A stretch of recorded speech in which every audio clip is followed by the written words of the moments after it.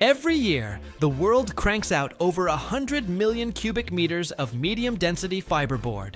That's such a massive amount that you could build a road around the entire planet with it, every single year. Imagine this. What was once trash, sawdust, wood chips, and scrap paper, is now transformed into a material worth over $25 billion. China controls half of the entire volume, while Europe and the US add millions of cubic meters each year. But what's really going on behind the factory walls, where wood dust goes from being waste to perfectly smooth panels? If you stick around to the end, you'll learn a secret that's usually kept hidden.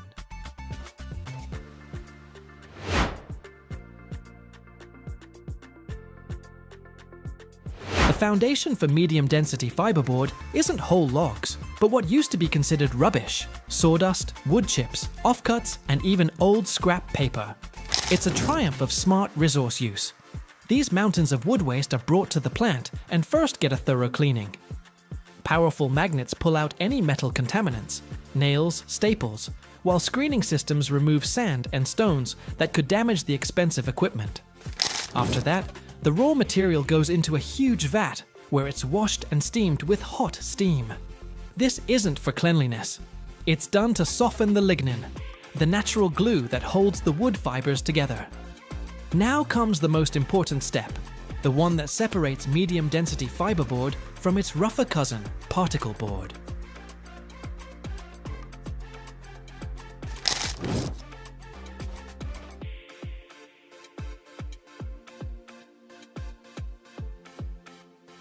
The prepared, softened wood chips are fed into a machine called a defibrator, or refiner. Imagine two giant metal plates, like millstones, spinning towards each other at enormous speed. On their surfaces is a complex pattern of sharp ridges and grooves. The wood mass gets caught between these discs, and they literally comb it apart into its tiniest components, tearing it into individual wood fibers. This isn't shavings anymore. It's something like a fluffy, moist cotton or wood flour. We've just deconstructed the wood down to its basic building blocks. Next, this fibrous mass needs to be dried. But it has to be done very quickly before the fibers start to stick together. So they're blown into a long, hot tube dryer.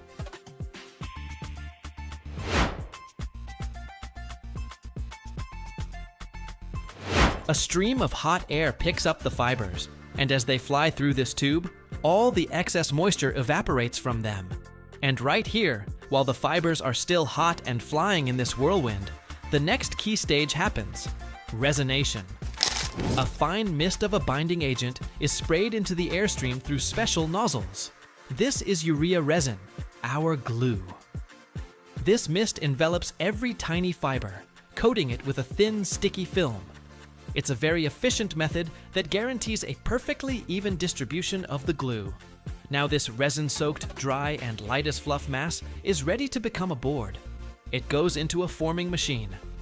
The stream of fibers settles onto a wide, moving conveyor, forming a thick, fluffy, and perfectly uniform mat. Special rollers slightly compact it, and giant knives cut off pieces of the required length. It's already starting to look like a future board, but for now, it's just a thick, soft mattress of wood fluff.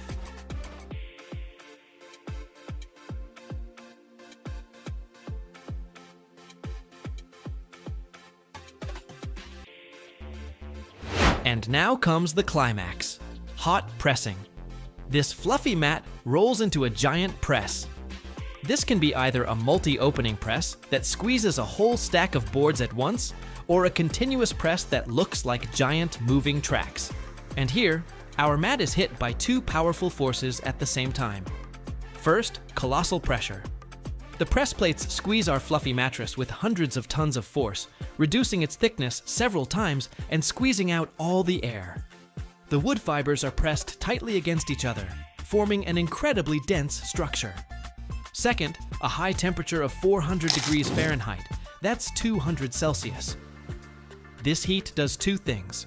It activates the resin, causing it to polymerize and permanently glue the fibers into a single solid block. And at the same time, it evaporates any remaining moisture, which escapes from the board as hissing steam. After a few minutes in this steel embrace, the fluffy mat transforms into a hard, dense, perfectly flat, and still very hot board of medium-density fiberboard.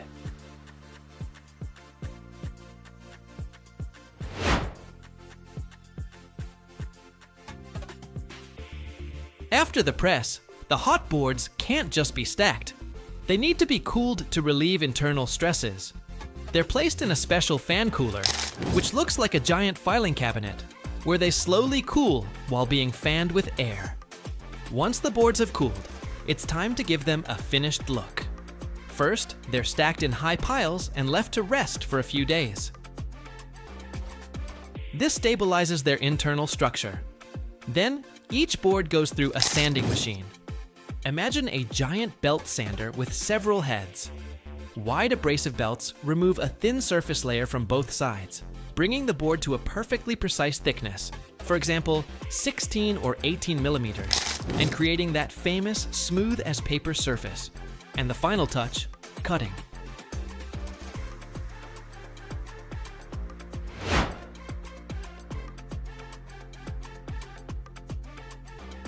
Huge saws cut the large industrial boards into standard commercial formats. After this, each batch goes through strict quality control. Its density, strength, thickness, and surface quality are checked.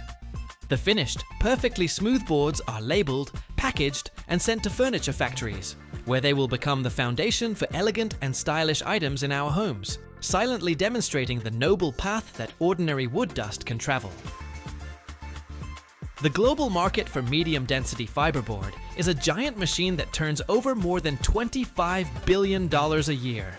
And this machine has no plans of stopping. Forecasts say it will grow by 6% every year. That means the demand for this smooth material is just insane. So who's the head chef in this kitchen?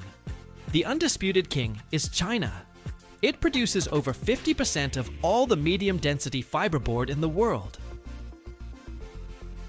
But Europe is no slouch either, with powerful players like Germany, Poland, and Turkey producing millions of cubic meters of high-quality board.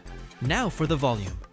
Every year, about 100 million cubic meters of medium-density fiberboard are produced worldwide. That number is so huge, it's impossible to imagine. Let's try. Picture a road. If you took all that medium-density fiberboard and built a road 10 meters wide and 25 centimeters thick, you could wrap that road around our entire planet at the equator every single year. It's an endless stream of material being turned into furniture, doors, and panels. Every year, over 65 million tons of aluminum are produced worldwide, but only 4% of it is born in the heart of the desert at the Emirates Global Aluminium plants. Here, amidst heat exceeding 1,200 degrees and power greater than that of small nations, metal travels a path from a gleaming ingot to the facades of the legendary Palm Jumeirah. Tens of thousands of tons are transformed into bridges, panoramas, and a light that never goes out. But behind this brilliance lies a story you haven't heard yet. Watch until the end, and you'll find out how this silver metal changed the face of Dubai forever.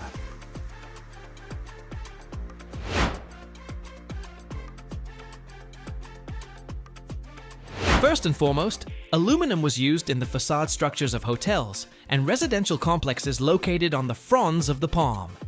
It was chosen for its anti-corrosive properties. Unlike steel, aluminum naturally forms an oxide film that protects against moisture, salt, and ultraviolet light. The surfaces were treated using the anodic method, or powder coating was applied, creating textures that imitate marble, sand, or even mother of pearl, all to combine modern aesthetics with inspiration from nature. Emirates Global Aluminium is like an invisible engine that drives not only the industry, but also the landscape of Dubai itself. Their plant in Jebel Ali produces 1 million tons of aluminum annually, and the power station's capacity there exceeds 2,300 megawatts, like that of a small country. And the facility in Al Tawila in Abu Dhabi is even a third larger, 1,300,000 tons, and electricity, more than 3,100 megawatts. Together, These two giants produce almost 2,400,000 tons a year. That's approximately 4% of the entire global production. Palm Jumeirah, with its luxurious facades and bridges, literally lives on this metal. Some estimates suggest tens of thousands of tons were used just for the exterior surfaces, railings, lighting, and even balcony structures. It all starts with aluminum ingots, which arrive at the processing shop weighing 5,000 or 6,000 pounds each. These ingots from the smelters undergo an initial cleaning, where their surface layers are removed and they are prepared for melting. The melting furnaces operate at a temperature of 1,200 degrees Fahrenheit to turn the aluminum into a liquid, homogeneous mass. The liquid metal is poured into molds to create slabs approximately 6 inches thick, 20 feet long, and about 3 or 4 feet wide. The story of Emirates Global Aluminium is not just about numbers, it's also about over 330 different products, from sheet aluminum to forging billets. Aluminum with a purity of up to 99.96% goes into aviation, electronics, and architecture, as in the case of Palm Jumeirah. This island doesn't just consume metal, it demonstrates how it can be transformed into an environment where aesthetics and functionality go hand in hand. In addition to decorative elements, aluminum was actively used in window and balcony systems. The lightness of the material allowed for the creation of panoramic glass structures that offered views of the sea without overloading the building's foundation. Its thermal stability and ability to reflect solar rays helped reduce cooling costs, critically important in a climate where summer lasts almost all year round. After cooling, the ingots are cut into pieces convenient for rolling. Alloying elements are added to this: silicon, magnesium, manganese, to obtain alloys capable of withstanding ultraviolet light and sea salt spray for many years. Aluminum also became an integral part of infrastructure projects. Bridges between the fronds of the palm, service platforms, railings on the embankment, all of this is made from high-strength aluminum alloys. Its lightweight allowed for using fewer supports and assembling entire blocks faster without the need for additional cranes or heavy machinery. The next stage is rolling. The ingot is fed into rolling mills, where, under the pressure of rollers, it is formed into sheets with a thickness from 1/4 of an inch to 1 inch, as well as into profiles and extruded structures. These aluminum sheets can reach 15 feet in length and 4 or 6 feet in width, weighing up to 4,500 pounds for a single element. The roller of the rolling mill creates a hum. The metal is thinly drawn out and emerges as a smooth, shiny surface. Now, anti-corrosion treatment. Aluminum has a natural protection in the form of an oxide layer, but for a marine environment, additional anodic oxidation is applied. The sheets are immersed in acid baths with a temperature of 100 degrees Fahrenheit, under a voltage of up to 25 volts. Thanks to this, a thick, transparent oxide layer forms on the surface, which makes the aluminum even more resistant to salt, scratches, and ultraviolet light. After this, powder coating is applied, especially on facade panels.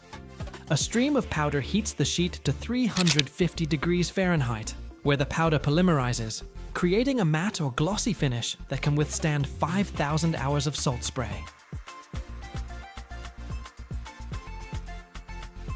Aluminum panels and profiles, each weighing 2,500 pounds, are packed onto special ramps inside containers.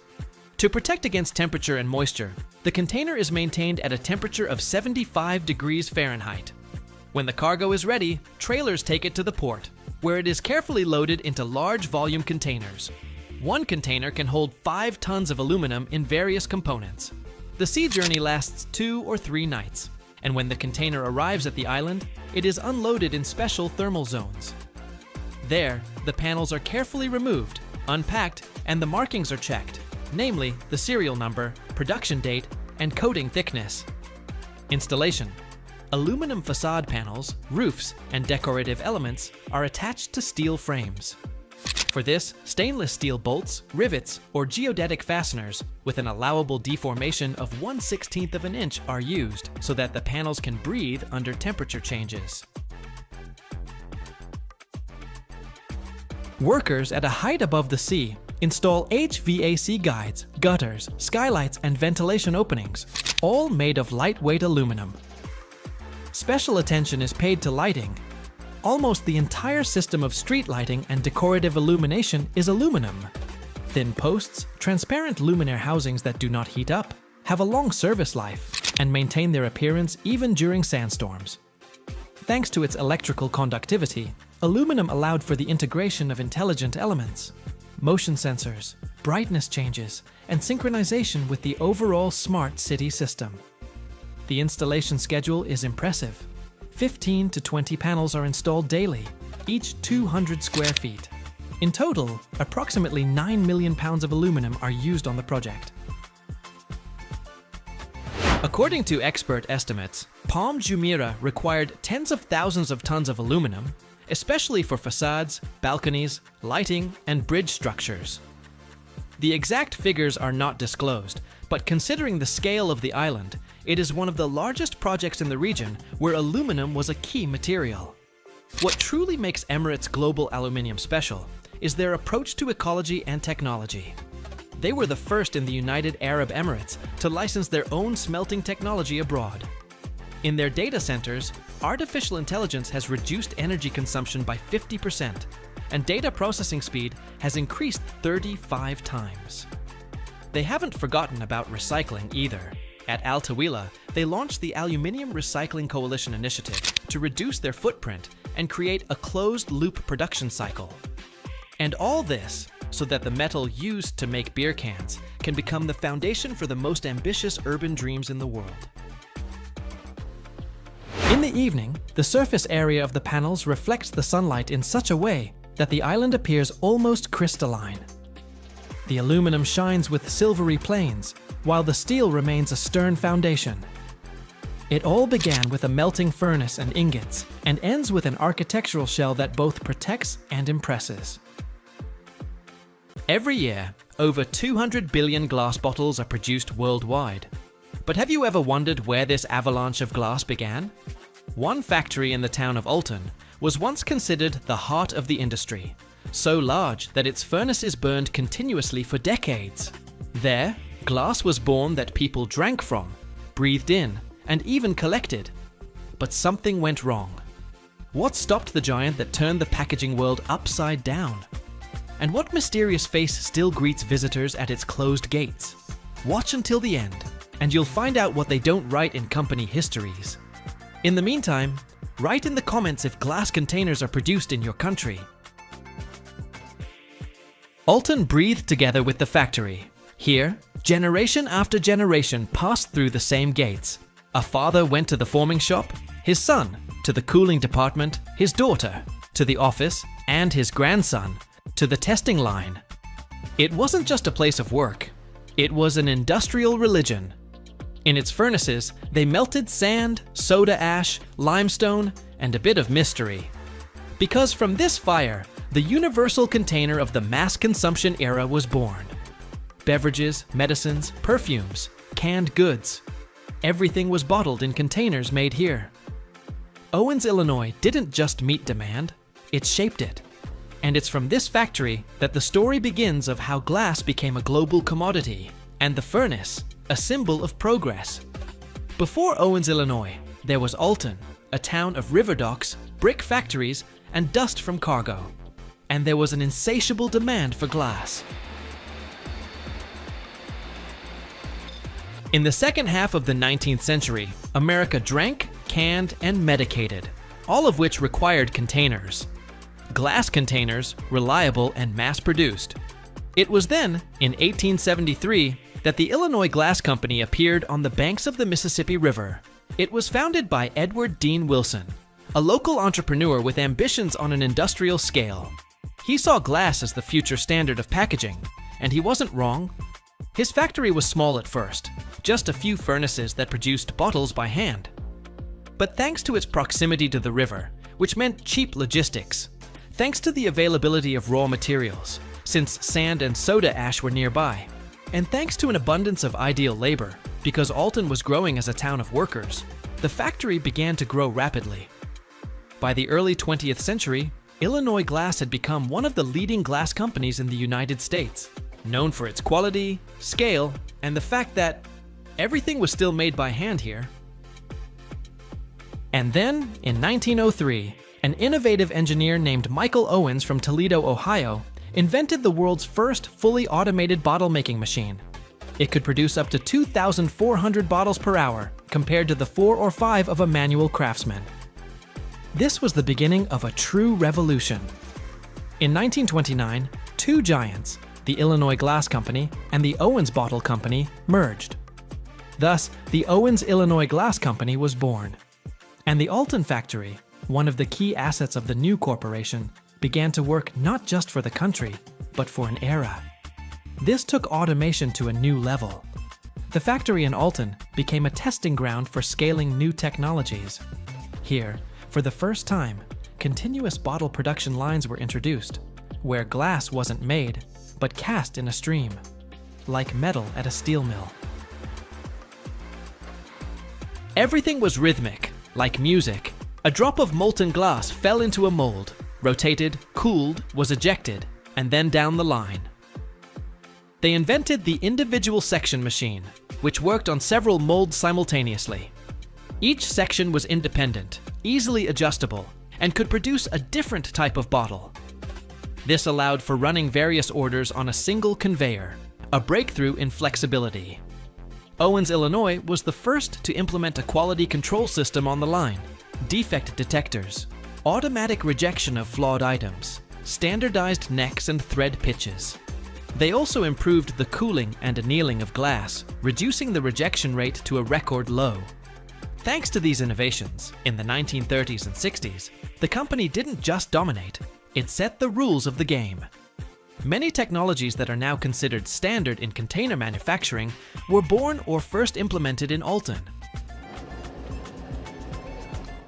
Everything great has its end, not always loud, but always palpable. The Owens Illinois Glass Company in Alton, once the largest bottle glass factory in the world, shut down in 1983. Its furnaces went out not instantly, but for good. So why did this happen? The reasons weren't a single bullet.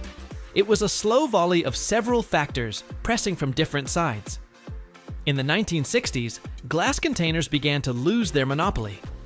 The growth of cheap and lightweight plastic bottle production was a blow to the bottle industry. Plastic was pushing glass out of the market for beverages, household chemicals, and food products. Orders became fewer. The Alton factory, established in the 1920s and 30s, was technically perfect for its time, but morally outdated in the new era. Its machines and workshops couldn't compete with newer, more flexible factories in other regions of the United States and the world. Imagine a magnet so powerful it can lift a weight 1,000 times its own. How can a piece of metal stop a jet engine turbine or become the heart of a Tesla electric motor? The secret lies in rare earth elements, materials that hide more mysteries than gold or platinum. To create a single neodymium magnet, you have to move mountains of ore, melt metal at over 2,700 degrees, and use technologies that resemble alchemy.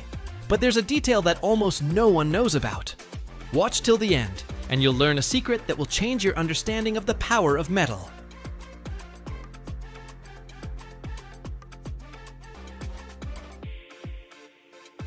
The mining and initial processing of rare earth ores are a key stage in the production of neodymium magnets, as this is where the foundations for obtaining the necessary components are laid.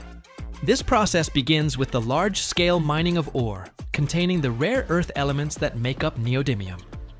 In the first stage, the ore is extracted from the earth using various mining methods. This can be either open-pit mining or underground mining, depending on the depth and type of the deposit. After extraction, large chunks of ore are delivered to crushing plants. At the crushing plants, the ore undergoes primary crushing.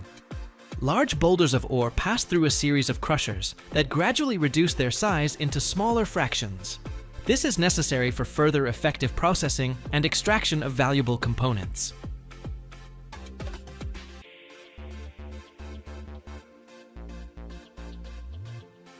The crushed ore may then be fed into mills for further fine grinding into a powder or a pulp, which consists of fine ore particles suspended in water. The next critically important stage is ore enrichment, the purpose of which is to separate the rare earth minerals from the waste rock. This process can involve various methods. One of the most common methods involves mixing the crushed ore with water and special reagents. These reagents selectively attach to the surface of the rare earth minerals, making them water repellent.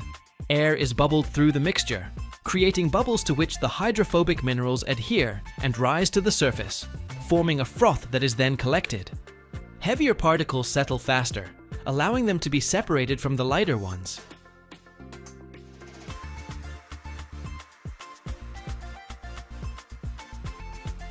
Some rare earth minerals have magnetic properties, which allows them to be separated from non-magnetic components using magnetic separators. After enrichment, a concentrate is obtained, which contains a much higher concentration of rare earth elements. However, this concentrate is still not a pure metal. It requires further chemical processing, which usually includes dissolving the valuable components with acids or alkalis, precipitation, solvent extraction, and ion exchange chromatography. These processes allow for the separation of each rare earth element individually and its purification to a high degree. For example, neodymium is separated from other rare earth elements, like praseodymium or samarium.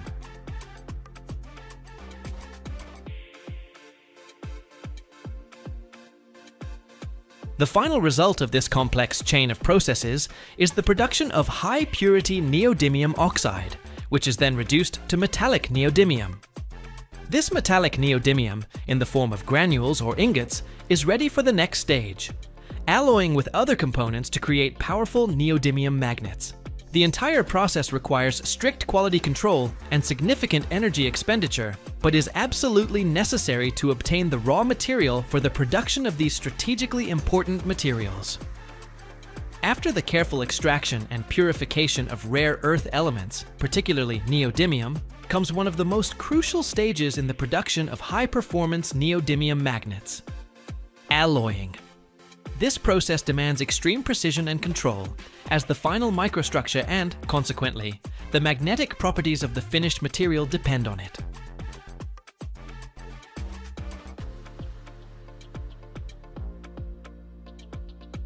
The purified metals, neodymium, iron, and boron, are carefully weighed in strict proportions. These three elements are the main components of the alloy, providing its unique magnetic characteristics. In addition to them, small amounts of other elements, such as dysprosium, terbium, cobalt, or copper, may be added to the alloy. These additives are introduced to achieve specific properties, for instance, to increase the magnet's temperature stability, improve its resistance to demagnetization, or modify the material's brittleness.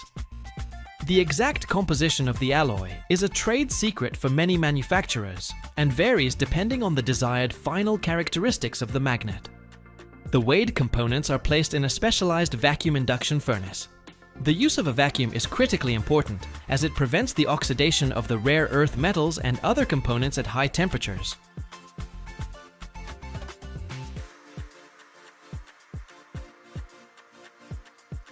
Oxidation would lead to the formation of undesirable phases, which would degrade the magnetic properties of the material. Induction heating ensures rapid and uniform melting of all components, creating a homogeneous melt. The melting temperature in such a furnace can reach over 2,700 degrees Fahrenheit. After achieving a complete melt and homogenization of the alloy, the stage of rapid cooling, known as the strip casting method, begins. This is a key moment for forming the optimal microstructure. The molten metal is poured in a thin stream onto a rapidly rotating, cooled drum. Contact with the cold surface of the drum leads to an extremely rapid cooling of the melt, at a rate of up to millions of degrees per second. This extremely rapid cooling prevents the formation of large crystal grains and allows for the formation of an amorphous or microcrystalline structure.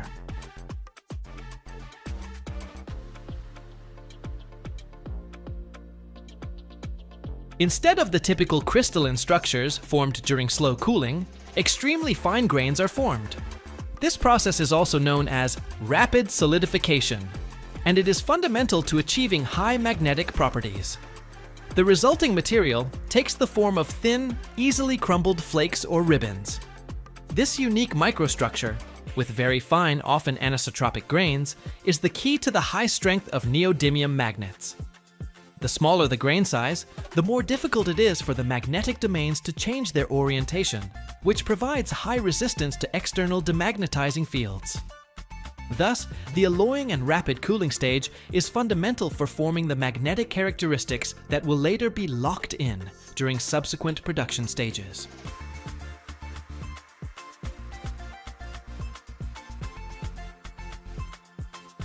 After the alloying and rapid cooling stage, when thin flakes or ribbons of the neodymium iron boron alloy have been formed, a stage called hydrogen decrepitation begins. Every year, thousands of combat vehicles are produced worldwide, capable of changing the course of history. In terms of weight, that's hundreds of thousands of tons of steel, aluminum, and composites, transformed into something that has to withstand fire, explosions, and impacts. Imagine armor thickness of over 5.5 inches, an engine with 1,500 horsepower, and a cannon that hits a target from 2.5 miles away. But the most important part isn't the numbers. Hidden inside every tank are technologies that aren't written about in open sources.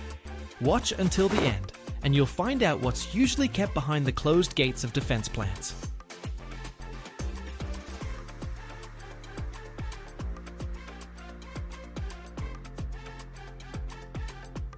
Every painting begins with a sketch, and a tank with a design project. The design must take into account the integration of modern materials, armor, electronic systems, and weaponry. The key materials are high-strength steel, composite materials, aluminum, as well as special armor. First, the hull is planned and manufactured. It's made from high-strength armored steel, which can protect the entire crew from enemy fire. The steel must undergo heat treatment to increase its strength. In some places, the hull is reinforced with composite armor made of special multi-layered materials. Their composition is classified, but it can be ceramics, metal alloys, and plastics. The steel plates are cut using a laser to ensure high-dimensional accuracy. The armor thickness varies depending on the part of the hull. For example, in the front section, it can reach 14 centimeters. The panels are joined by machines, specialized welding robots, which immediately and thoroughly check the seams for strength, as they must withstand great loads and explosive impacts. Then, special modules, protective screens, and mountings for fuel tanks are attached, and it is treated with an anti-corrosion coating. Some tanks are even equipped with reactive armor.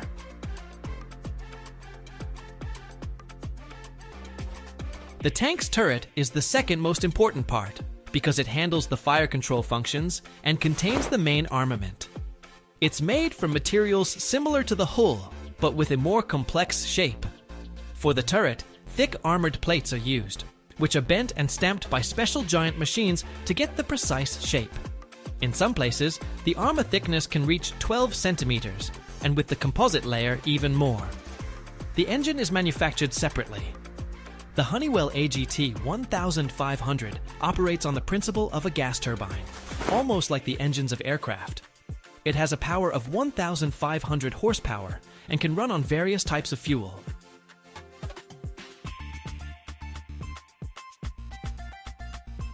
The main materials for the engine are titanium alloys, which are capable of withstanding high temperatures, up to 2,200 degrees Fahrenheit. Also, heat-resistant steel for shafts and combustion chambers, and composite materials for some elements. The rotor blades are cut from titanium plates using laser and water jet systems. The stator parts are also manufactured separately and coated with an anti-corrosion coating.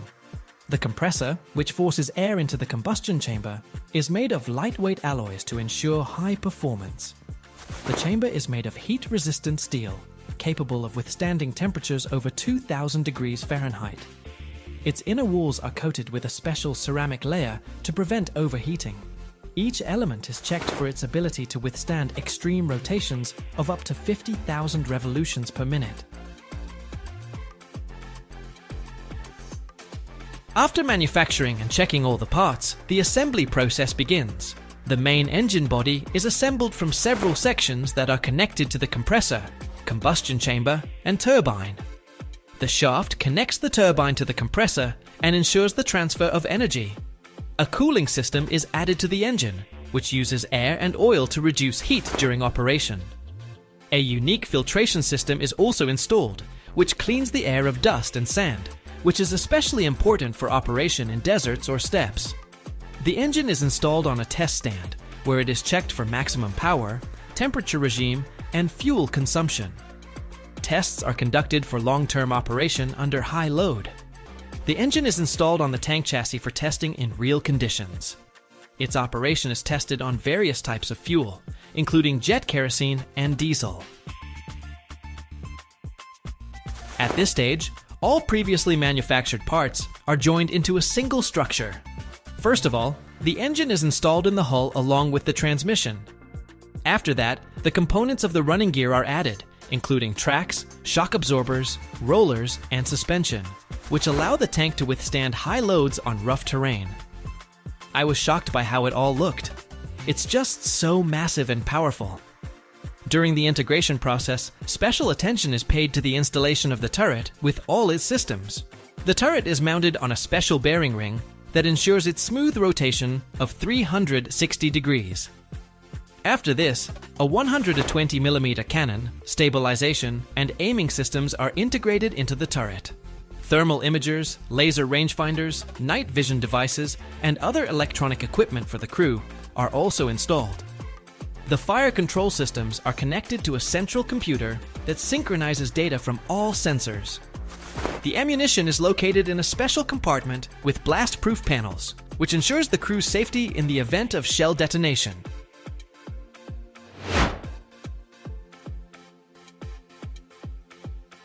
Next, auxiliary systems are installed, such as the air conditioning system, which ensures the crew's comfort in extreme conditions, as well as systems for protection against weapons of mass destruction. Elements of additional armor, including composite and modular blocks, are added to the hull. For each tank, protection options are individually selected depending on the assigned tasks. The next step is the installation of all electronic systems. All cables are placed in special channels for protection against mechanical damage. Each tank has to go through multiple levels of testing. First of all, the tank is checked for the tightness and strength of the hull. In special chambers, the hull is subjected to high pressure to ensure there are no leaks or cracks. To do this, the hull is filled with compressed air or liquid, and the outer surface is covered with a special solution to detect even the smallest defects. This stage is especially important, as the hull must withstand the pressure of a blast wave and provide protection for the crew. Special attention is paid to checking the running gear. The tank is driven over obstacles that simulate real combat conditions: hills, pits, marshy areas, and sandy roads. On test ranges, the tank overcomes slopes of up to 60 degrees, which allows for checking its stability and maneuverability. The tracks are checked for their ability to withstand constant impacts and friction over a long period of time. The suspension is tested for its ability to soften impacts during high-speed movement. The tank's weapon systems also undergo intensive testing. The 120mm smoothbore cannon is checked for accuracy and stability of firing on the move. For this, targets are set up at various distances on the test range, including targets located at a distance of up to 4,000 meters. In addition to the cannon, machine guns and grenade launchers are checked.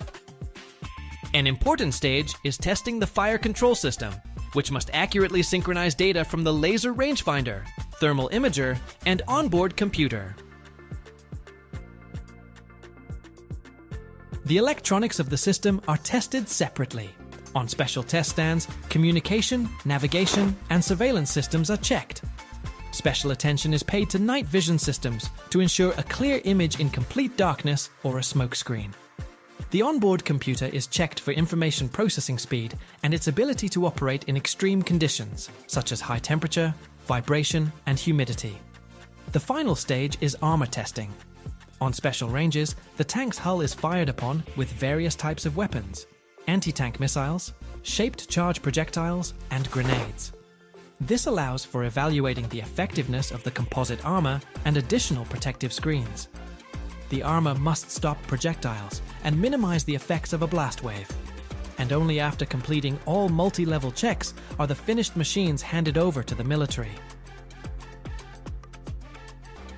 More than half of Earth's entire weight is iron, 32% of the planet's mass. Earth's core is a gigantic ball of molten iron the size of the moon. But iron rules on the surface too. Every second, humanity produces 60 tons of steel, 2 billion tons per year. That's more than all other metals combined. 95% of all metal used by civilization is iron and steel. Without iron, there'd be no skyscrapers, bridges, ships, cars, or trains. How do fiery rivers of molten metal at 3,600 degrees emerge from red ore in city-sized quarries? You'll see explosions in quarries, blast furnaces as tall as 30-story buildings, converters where oxygen turns pig iron into steel in minutes, and rolling mills where 1,000-ton slabs get rolled into paper-thin sheets. Watch to the end. The finale shows why iron holds the world together. This is the story of the metal that built civilization. The Lebedensky quarry in Russia is one of the planet's largest iron ore quarries. Depth, nearly 2,000 feet. Width, 3 miles. From the edge, you can't see the bottom. A gigantic wound in the earth from which 100,000 tons of iron ore are extracted daily. Excavators as tall as 10-story buildings scoop rock with buckets holding 1,800 cubic feet. One bucket is like a small house. Dump trucks with 360-ton capacity haul ore up the spiral road. Wheels taller than a person. But before loading the ore, it needs to be blasted. Drilling rigs create holes 65 feet deep. Tons of ammonium nitrate explosive are packed into these holes. The explosion? Earth trembles. A wall of rock tall as a skyscraper crashes down. A dust cloud rises 3,000 feet. After the dust settles, excavators begin work. The ore is reddish-brown, sometimes almost black. Magnetite and hematite, iron oxides. Iron content ranges from 30 to 60%. The rest is waste rock. The ore goes to a processing plant. Massive cone crushers grind bus-sized chunks. The noise can be heard for miles. Ore gets crushed to fist size, then to gravel, then smaller.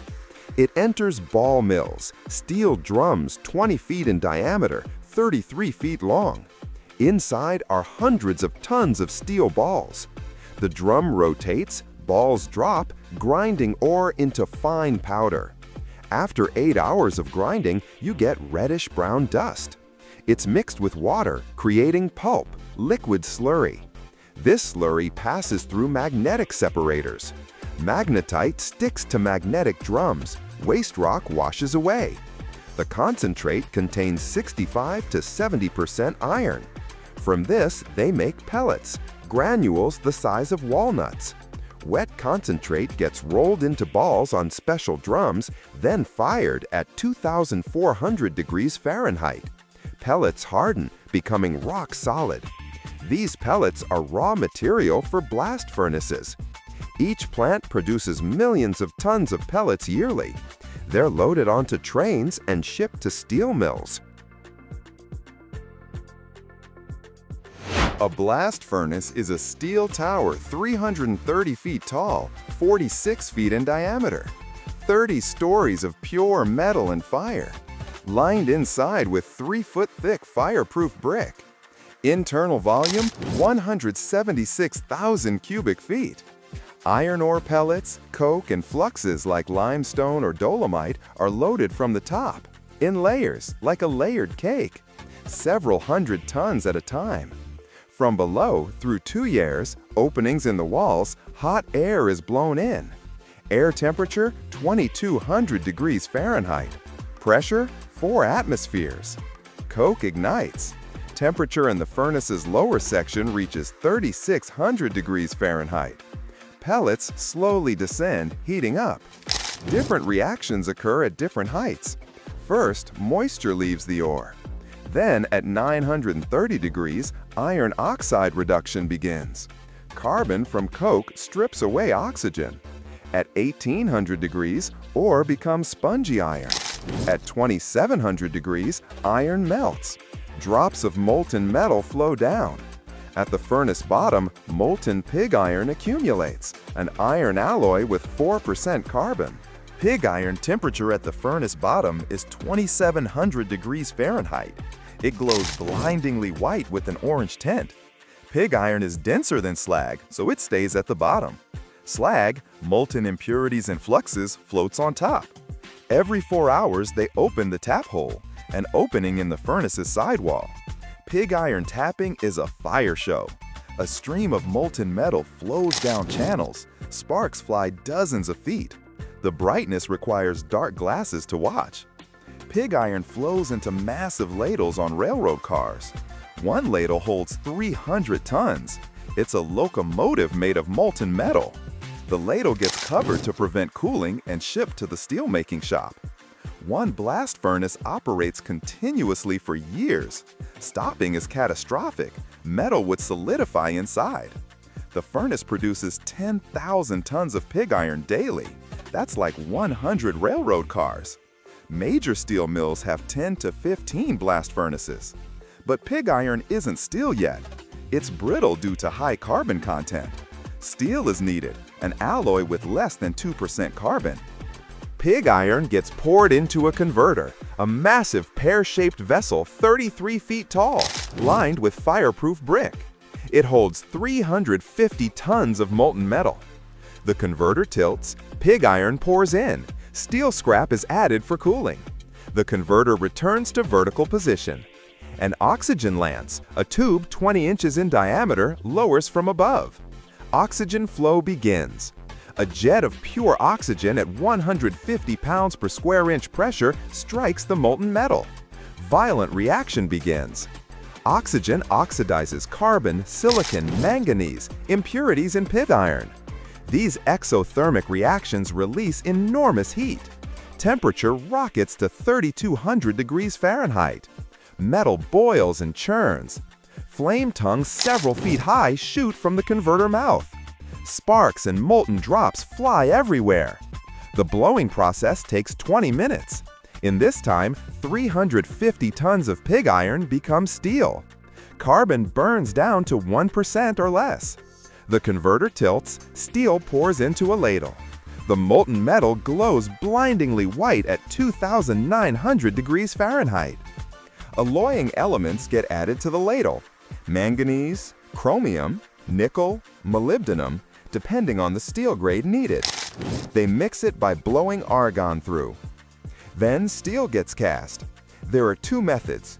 First, continuous casting.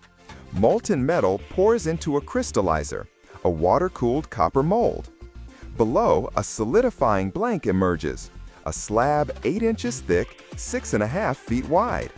It glows red, surface temperature around 1,800 degrees Fahrenheit. Gas cutters slice the slab into 33-foot lengths. One slab weighs 25 tons. Second method, casting into ingot molds. Steel forms. This creates ingots up to 50 tons. These ingots and slabs are semi-finished products. They go to rolling mills. There begins the final transformation, turning thick blanks into thin sheets, rails, or beams. Slabs heat in reheating furnaces to 2,200 degrees Fahrenheit, red hot. Then they go to the rolling mill. It's a line of dozens of rolls. Steel cylinders 3 feet in diameter weighing dozens of tons. Rolls rotate toward each other. The red-hot slab enters between rolls. They squeeze and roll it. The slab gets thinner and longer. It passes through the next pair of rolls. Even thinner. Dozens of times. An 8-inch thick slab becomes a sheet 1 to 2 millimeters thick. Length grows from 33 feet to over half a mile. Rolling speed on finishing mills reaches 50 miles per hour. Red-hot steel ribbon flies through the mill, sparks flying everywhere. Temperature drops to 1,400 degrees Fahrenheit, metal darkens. The strip cools with water. winds into giant coils weighing 20 to 30 tons. This is hot-rolled steel, the foundation for car bodies, appliance housings, building structures. Global steel production is 2 billion tons yearly. China produces over 1 billion tons, half the world's output. India, Japan, the US, Russia are other major producers. Steel is infrastructure's backbone. 95% of metal structures are steel, from skyscrapers to tin cans, from tankers to paper clips. Iron and steel are civilization's skeleton. Iron is the oldest metal after copper and bronze. The Iron Age began 3,000 years ago. First, iron came from meteorites, ready-made metal fallen from the sky. Egyptian pharaoh Tutankhamun was buried with a meteorite iron dagger. Smelting iron from ore was learned by Hittites in Asia Minor around 1200 BC. They kept the secret for centuries, but technology spread. Iron weapons were stronger than bronze. Iron plows worked soil better than wooden ones. Civilizations with iron defeated civilizations without iron. Medieval times, iron was made in small furnaces. The Industrial Revolution began with blast furnace invention in the 18th century. Early furnaces used charcoal. Later, they switched to coke from coal. The 19th century brought the converter process, rapid pig iron to steel conversion. Bessemer, Martin, Thomas, names that changed the world. The 20th century was steel century. Skyscrapers, bridges, ships, automobiles. Without steel, there'd be no modern world. And so, traveling from explosions in 2,000-foot-deep quarries through giant crushers and magnetic separators, through 300-foot-tall blast furnaces at 3,600 degrees and converters where oxygen burns out carbon in 20 minutes, through rolling mills where 8-inch slabs become millimeter-thin sheets, steel emerges, the metal that built civilization. 2 billion tons per year, 60 tons every second. The metal everything around us is made from. Every skyscraper, every bridge, every car, every ship. It's iron, mined from red ore, remelted in fire, rolled into sheets. More than half of Earth's weight is iron. The planet's core is molten metal. And on the surface, iron rules. 95% of all metal is iron and steel. From nails to bridges, from paper clips to skyscrapers, iron holds the world together. Without iron, humanity would collapse back to the Stone Age. No machines, no electricity, no internet. Everything's built on iron. From fiery rivers of molten pig iron in blast furnaces to steel beams holding up skyscrapers, iron is the foundation, the base, civilization's skeleton. Metal of the gods that became metal of the masses. The most abundant, most important, most irreplaceable. Iron, the metal that holds the planet together. The largest gasoline production plant in the United States is Marathon Petroleum's facility in Galveston Bay, Texas. It's a true giant, processing 631,000 barrels of crude oil every day. That's about 26.5 million gallons every single day, a staggering number. Let's dive into the atmosphere of oil refining production. It all began long before the era of hybrids, electric cars, and climate summits. Back in the days when America was still smoking and roaring, the world needed fuel, and Texas provided it by the spoonful. On the coast of the Gulf of Mexico, in the Texas city of Texas City, a decision was made back in 1931 to build a plant that would refine oil into liquids that make cars and airplanes roar. By 1933, the plant was operational. At that time, it belonged to Republic Oil, and a little later, it was taken over by Amoco, which eventually became part of British Petroleum. Those were wild times. Every day, a new record. Gallons of gasoline flowed like a river, and the plant gradually expanded. It survived World War II, the oil crises of the 70s, and even an explosion in 2005 when 15 workers died at a neighboring facility. a tragedy that forced a complete overhaul of safety in the entire oil refining region. Have you heard about it? And so, in 2013, the giant changes hands. Marathon Petroleum Corporation buys the plant. And they don't just buy it, they integrate it with their own refinery located nearby. Thus, a single gigantic system is born, the Galveston Bay Refinery, which since then has been processing over 630,000 barrels of crude oil every day. To imagine the scale, that's over 26 million gallons of fuel per day, and the complex covers nearly 1,000 acres. Over 1,500 people work there, not counting contractors and specialists who service the units. It's like a small industrial city, only instead of coffee shops, there are reactors instead of fountains, cooling towers, and instead of a park, thousands of pipelines. Galveston Bay is the pulse of the U.S. fuel infrastructure. It operates 24 hours a day, 7 days a week, without stops or breaks. It's not just gasoline that's born here, they also produce jet fuel, diesel, fuel oil, petroleum coke, and even propylene for the chemical industry. Everything that can flow, burn, and work is squeezed out of every drop of crude oil. Interestingly, the plant's location is strategic. The nearby port allows for receiving tankers from all over the world and a network of pipelines and railways for sending products all over America. Roughly speaking, if you're filling up your tank somewhere in the US, there's a chance that at least a drop of that fuel passed through the furnaces of Galveston Bay.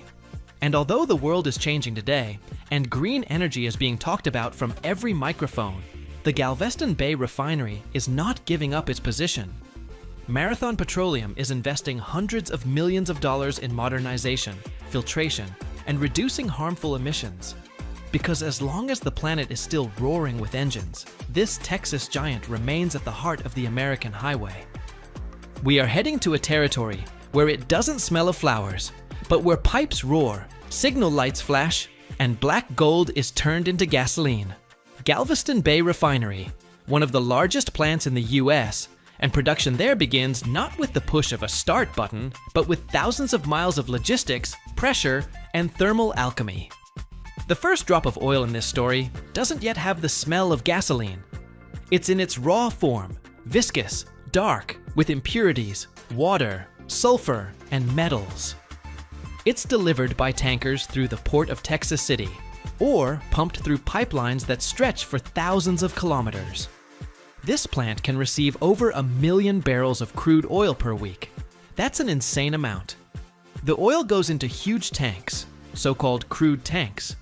Each such tank can hold 500,000 barrels. Imagine that, that's more than 20 million gallons. Here it is stored for several days, where it settles and is heated to a temperature of about 140 degrees Fahrenheit to reduce viscosity and facilitate pumping. Next, the oil goes through desalters. These are special units that remove water, salts, and mechanical impurities. Because salts are death to metal reactors, they cause corrosion and form dangerous deposits. Here, the oil is mixed with fresh water and electrical energy, creating an emulsion that forces the impurities to separate. This is, essentially, industrial cleaning. After this, the main stage, the atmospheric distillation unit. A tower 230 feet high, where oil heated to 650 degrees Fahrenheit is fed in, and vapors rise to the top. And here the magic begins. Heavy fractions like diesel, kerosene, and fuel oil settle at the bottom, while lighter ones, the gasoline fraction, naphtha for petrochemicals, rise to the top. You can imagine this tower as an oil elevator, where each floor is a separate product. The temperature in the column plays a key role. At each height, its own condensation point. Heavy components stop faster, light ones fly further. All this works in real time with control over every degree and every drop. But no, this isn't gasoline yet. What has been collected are raw fractions that are then sent to other units.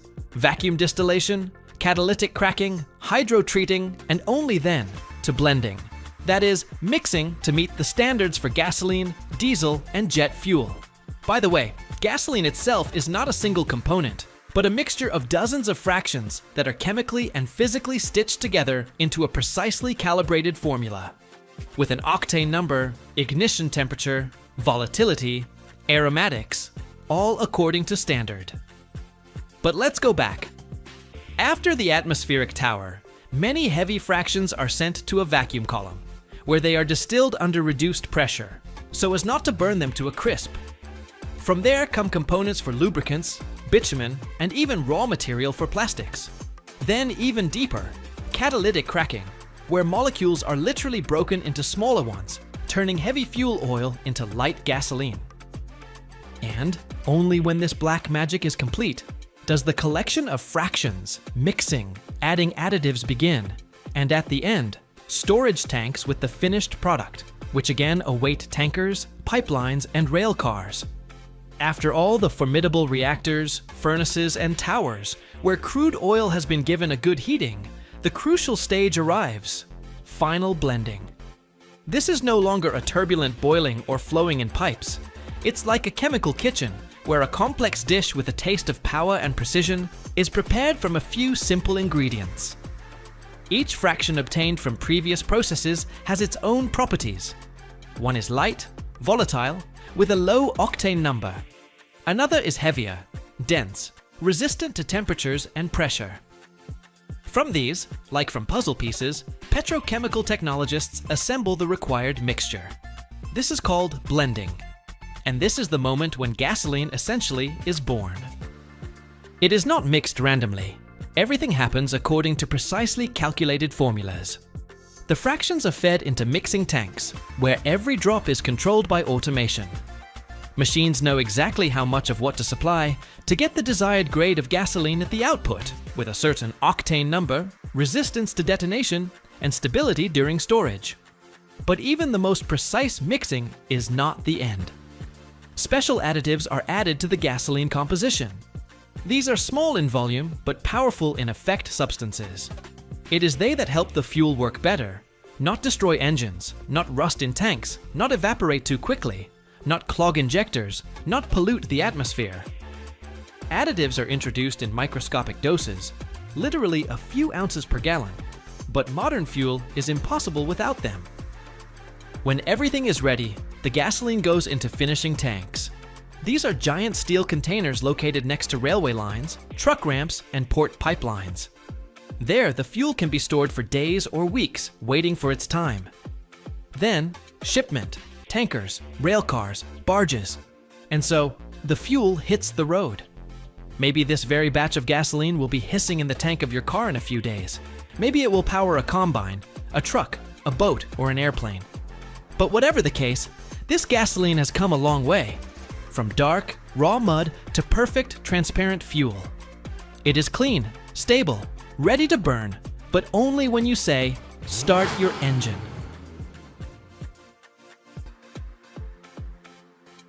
Every year, billions of square feet of drywall are produced worldwide. In the United States alone, over 27 billion. That's enough to lay a 3-foot wide path from the Earth to the Moon, and still have enough for halfway back. Imagine millions of tons of stone being transformed into the smooth walls of our homes. But the real secret begins where ordinary gray stone becomes a thirsty powder, a material that can miraculously turn back into stone. Watch closely. At the end, you will discover a secret that most people have never even guessed. The numbers behind drywall production in the United States are not just big, they are astronomical, and they tell a story of how the country builds, renovates, and breathes. In a recent year, factories in the US produced approximately 27 billion square feet of drywall panels. This number is so colossal that it's hard to comprehend. Try to imagine. If you were to lay out all this amount of drywall, you could create a continuous 3-foot wide path that would stretch from the Earth to the Moon and almost halfway back. Or, with this number of sheets, you could completely cover the entire territory of the state of Delaware twice, and still have some left over. This endless stream of building material is not only a physical product, but also a powerful economic indicator. The market for these panels in the US is valued in the tens of billions of dollars, reflecting not just the cost of the material itself, but also thousands of jobs in mines and factories, in logistics and construction. It all begins not in a workshop, but much earlier, in a quarry where gypsum is mined. This is a natural mineral, a stone that formed millions of years ago from ancient seas. It can be white, grayish, sometimes with pink veins. Huge excavators dig into the gypsum deposits and load dump trucks with boulders of this stone. These trucks bring tons of gypsum to the factory and dump it onto the raw material yard, creating entire mountains waiting for their transformation. The first stage inside the factory is coarse crushing. The gypsum boulders fall into the giant steel jaws of a primary crusher. With a deafening roar and grinding, the machine breaks the large stones into smaller pieces, the size of a fist. This is just the beginning. Then this crushed gypsum is fed by a conveyor belt to secondary mills. Here, dozens of steel hammers, rotating at an insane speed, break these pieces into even smaller fractions, turning them into something like coarse gravel. But even this is not enough. The final stage of grinding turns the gypsum into a fine, powder-like dust. It becomes so fine that it resembles flour or dust. This powder is the main raw material, but it still hides a secret that needs to be revealed. The next step is one of the most important and interesting. It's a process called calcination, and in essence, it's the controlled drying of gypsum. The thing is, in the crystalline structure of natural gypsum, water molecules are locked in.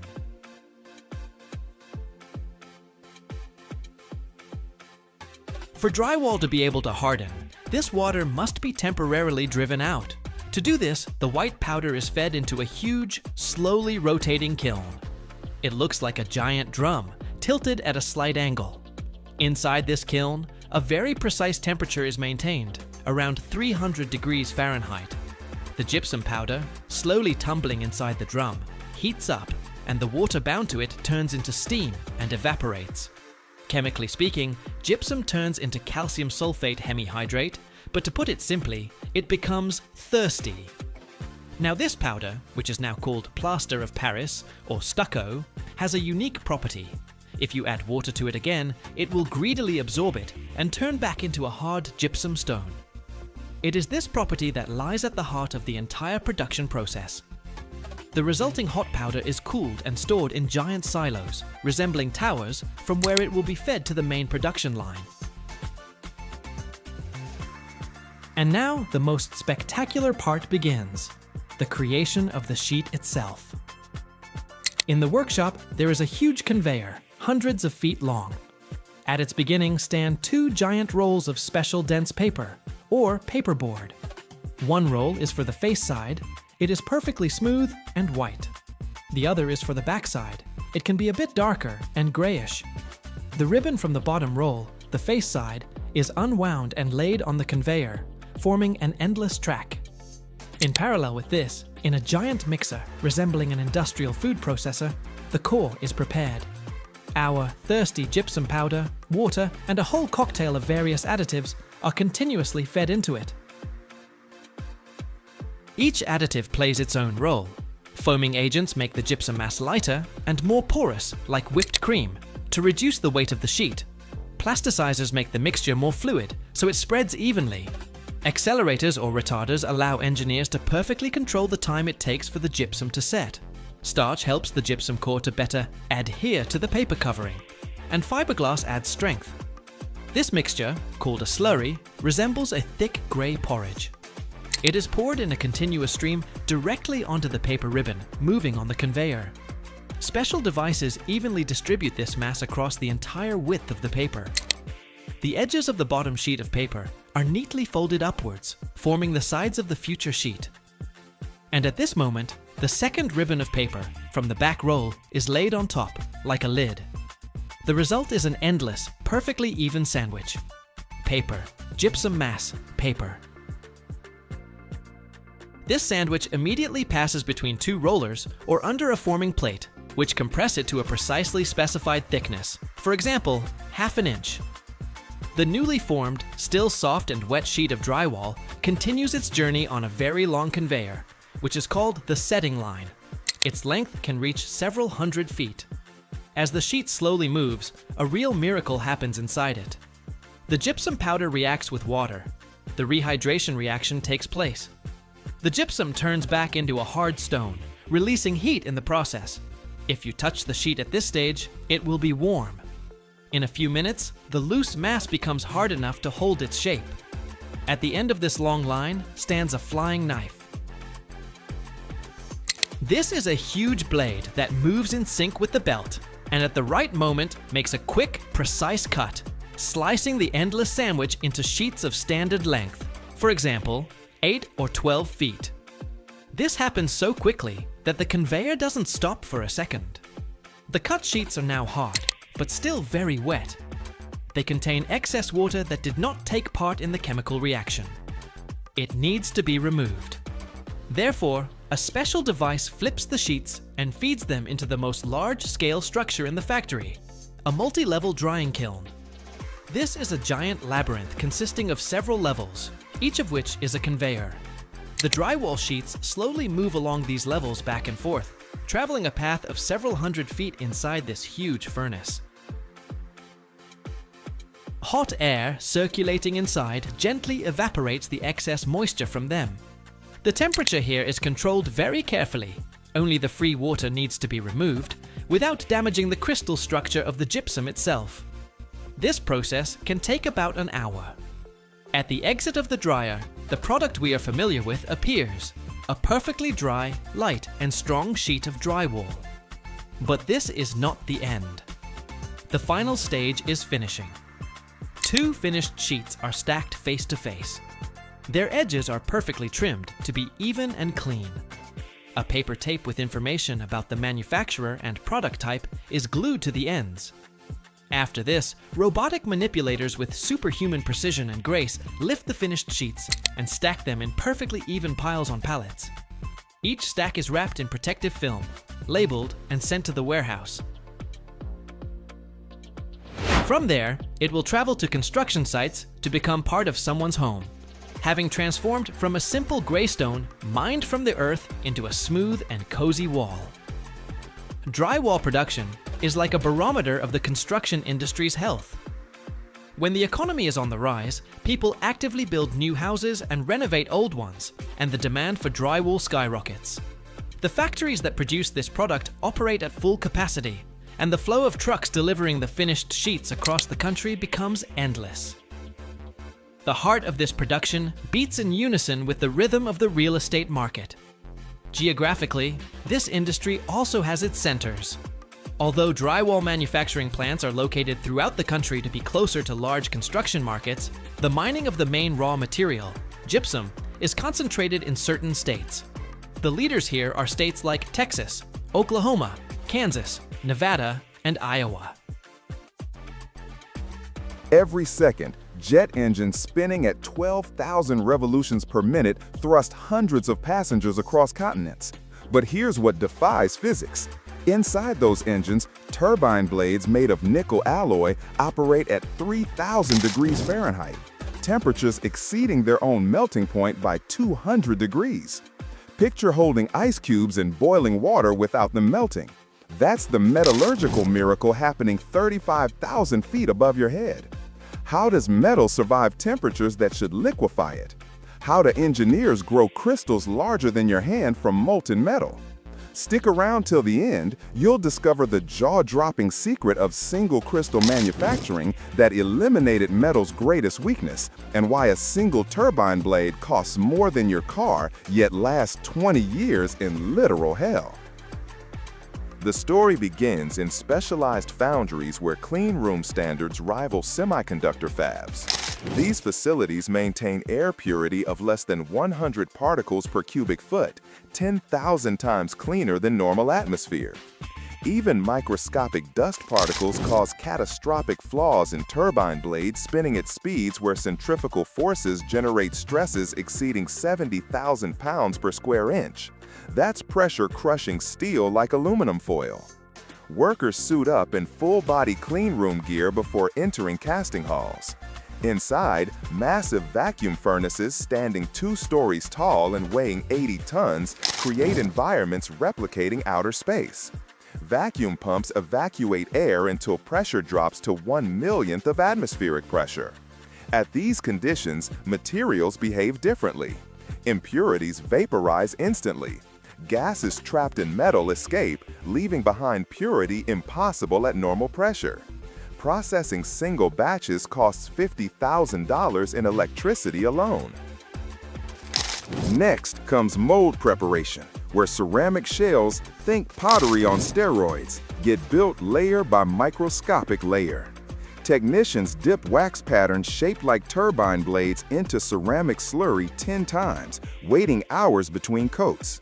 Each layer adds thickness thinner than human hair.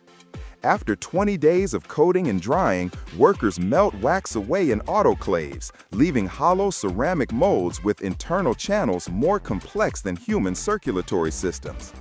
These molds contain passages narrower than spaghetti strands, designed to cool blades from inside during operation. Some channels measure just 0.008 of an inch across, thinner than credit cards. Manufacturing these passages requires such precision that lasers verify every dimension. One blocked cooling hole means blade failure at 300 degrees lower temperature. That's difference between safe flight and catastrophic engine disintegration at cruise altitude, scattering turbine fragments through fuselage like shrapnel. Giant crucibles containing nickel-based superalloy. Mixtures of nickel, chromium, cobalt, aluminum, titanium, plus 6 other elements in exact proportions. Heat to 2,700 degrees Fahrenheit. Picture liquid metal glowing white like miniature stars captured in ceramic containers. This superalloy, developed through decades of research, contains more expensive elements per pound than fine jewelry. A single turbine blade uses materials costing $800 before any manufacturing begins. Robotic arms lower ceramic molds into this molten inferno with precision measured in thousands of inches. Timing matters critically here. Pour too fast, turbulence creates defects. Too slow, metal solidifies prematurely. Furnaces tilt at exactly 2 degrees per second, filling mold cavities in 17 seconds. During this pour, metal temperature drops 300 degrees, requiring computer-controlled heating to maintain consistency. One temperature fluctuation of 5 degrees ruins the casting, wasting months of preparation. Now comes the magic, directional solidification. The filled mold sits atop a water-cooled chill plate at 70 degrees Fahrenheit while surrounded by heating elements maintaining 2,400 degrees above. This creates the steepest temperature gradient in metallurgy, over 2,000 degrees difference across 6 inches. That's transitioning from Arctic to volcanic conditions in the space between your thumb and pinky. Slowly, incredibly slowly, a computer-controlled mechanism lowers the mold through the furnace at speeds of 6 inches per hour. Picture watching paint dry, then slowing that down tenfold. As the mold descends, metal solidifies from bottom upward in a razor-thin freezing front. This directional cooling forces crystal growth in one direction only, upward, eliminating horizontal grain boundaries where cracks normally form. The process takes 14 hours for a 4-inch blade.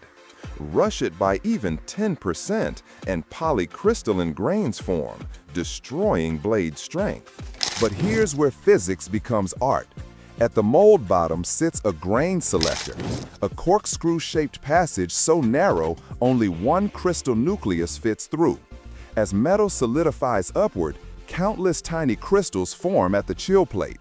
They compete, growing upward like metallic trees racing toward sunlight. Most hit the spiral walls and stop. Only the perfectly aligned crystal, the one matching the spiral's orientation, passes through this metallurgical gauntlet. This step is critical because it ensures the entire blade, every atom from root to tip, belongs to one continuous crystal lattice. No grain boundaries exist anywhere. Normal metals contain millions of grain boundaries per cubic inch.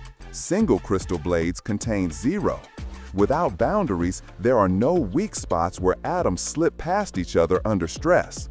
The crystal structure extends uninterrupted through the entire blade like a three-dimensional molecular Kevlar vest, with atoms locked in perfect geometric formation. After solidification, blades undergo solution heat treatment at 2,200 degrees Fahrenheit for 2 hours, then quench in inert gas. This locks crystal structure permanently and precipitates microscopic strengthening phases throughout the lattice. Next comes aging heat treatment, multiple cycles at precisely controlled temperatures that cause nanoscale particles to form. These particles, called gamma-prime precipitates, occupy 70% of the alloy's volume. Picture this. Imagine a three-dimensional checkerboard where hard particles pin the crystal lattice, preventing atoms from sliding. These precipitates remain stable at temperatures where other metals liquefy. They're the secret allowing nickel alloys to maintain strength at 3,000 degrees, temperatures where aluminum vaporizes, titanium melts, and even steel becomes taffy. The heat treatment process takes 96 hours of precise temperature control. Deviate by 15 degrees at any point and mechanical properties drop 40%. Coating application transforms already sophisticated blades into thermal protection systems. First, a metallic bond coat, aluminum-rich alloy, gets applied via high-velocity plasma spray at 20,000 degrees Fahrenheit. Metal particles accelerate to twice the speed of sound, impacting the blade surface with such force they cold weld instantly. This creates a rough surface for subsequent layers while providing oxidation resistance. Then comes the thermal barrier coating, yttria-stabilized zirconia ceramic applied atom layer by atom layer using electron beam physical vapor deposition. In vacuum chambers, electron beams vaporize ceramic ingots. The vapor condenses on rotating blades, building up a coating 0.08 of an inch thick with a columnar microstructure full of microscopic pores. These pores act like thermal insulation, trapping air pockets that reduce heat transfer. The ceramic coating lowers blade temperature by 400 degrees, the difference between survival and meltdown. Modern engines couldn't exist without this coating technology. This wasn't always possible. Back in 1940, early jet engines used cast iron turbine blades lasting 20 hours before failure. Temperatures barely reached 1,400 degrees Fahrenheit. The breakthrough came when Pratt & Whitney researcher Frederick Vierling invented directional solidification in 1966, eliminating transverse grain boundaries and doubling blade life overnight. The true revolution arrived in 1982 when General Electric and Pratt & Whitney independently perfected single crystal casting. Turbine inlet temperatures jumped from 2,000 degrees to 3,000 degrees Fahrenheit, a 50% increase enabling massive efficiency gains. Modern turbofan engines achieve fuel efficiency triple that of 1960s designs. Today, advanced engines like the GE9X powering Boeing 777X aircraft operate at 3,200 degrees, with pressure ratios reaching 60:1. These engineering advances cut aviation fuel consumption by 65% per passenger mile over 50 years. Carbon emissions drop by 12% when replacing older turbine blades with modern single crystal versions in existing engines, equivalent to removing 18 million cars annually from global fleets. Airlines save over $47 billion yearly through improved fuel efficiency. Maintenance costs drop 58% because single crystal blades last 3 times longer than conventional ones. So here's the secret promised. These blades don't actually survive above their melting point through material strength alone. They're actively cooled by air bled from the compressor, flowing through those microscopic internal channels at supersonic speeds. This cooling air, already compressed to 400 degrees Fahrenheit, seems hot by human standards, but runs ice cold compared to the 3,000-degree combustion gases outside. Combined with ceramic coatings reflecting heat like mirrors, the actual metal temperature stays below 2,000 degrees. Hot enough to glow orange, but survivable. From molten metal to flying miracles, cycle completes. Single crystal turbine blades represent humanity's most sophisticated metal casting achievement. Objects where every atom's position matters, where crystal orientation determines survival, where manufacturing tolerances make computer chips look crude. We've engineered metal to survive in conditions nature never intended, creating materials that work at their physical limits. That's not just manufacturing, that's molecular architecture enabling the modern world's ability to shrink distance itself. Every year, over 40 million tons of asphalt are laid worldwide, and almost a quarter of it is made from old pavement. Imagine, the road you're driving on right now might contain pieces of a highway that trucks were speeding on just yesterday. This isn't just about saving billions of dollars. It's one of the most large-scale examples of the circular economy in the world. Explosions in quarries, giant crushers, hundreds of degrees of heat in the drums of factories, and complex recipes more precise than culinary ones. And all of this to create a black, hot mess that transforms into a smooth road.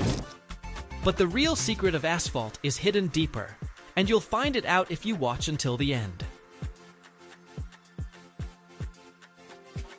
Almost nothing goes to waste. This crushed old asphalt is then added to the new mixture at the plant. On average, the new asphalt laid on roads contains about 22% recycled material. This has a colossal economic and environmental effect. First, it significantly reduces the need to mine new stone and produce new bitumen, which saves natural resources and energy. Second, it makes the final product cheaper, which allows for saving billions of dollars from road maintenance budgets. Thus, every car trip is a journey on a complex engineering product that not only withstands huge loads, but is also a vivid example of an industrial ecosystem where the old is constantly reborn into the new, closing the loop and making the country's infrastructure a little more sustainable. The story of asphalt begins not on the road, but in two completely different places. The first place is a quarry. It's a huge wound on the body of the earth, where stone is mined. It all starts with a loud explosion that shakes the ground for miles around. Huge boulders break off from the rock face. Then, giant dump trucks, with wheels taller than a person, come into play and haul these stone boulders to the primary crusher. This is a metal monster that, with its steel jaws and incredible force, crushes huge boulders into smaller pieces. But this is just the beginning. Then this stone goes through a whole series of crushes and screens giant vibrating sieves. The purpose of this process is not just to crush the stone, but to carefully sort it by size. The result is entire mountains of clean, sorted stone, which is called aggregate. There's everything here, from large stones the size of a fist to fine crumb, and even dust similar to sand. Each fraction is stored in a separate pile.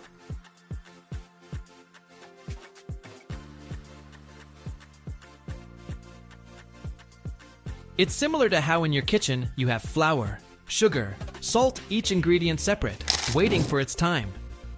This is the skeleton of the future asphalt, which makes up 95% of its mass. The second place where asphalt is born is an oil refinery.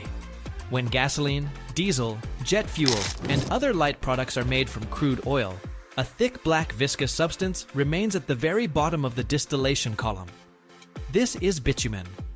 In its normal state, at room temperature, it's as hard as a rock. You can break it with a hammer. But if you heat it, it becomes liquid, like a thick syrup.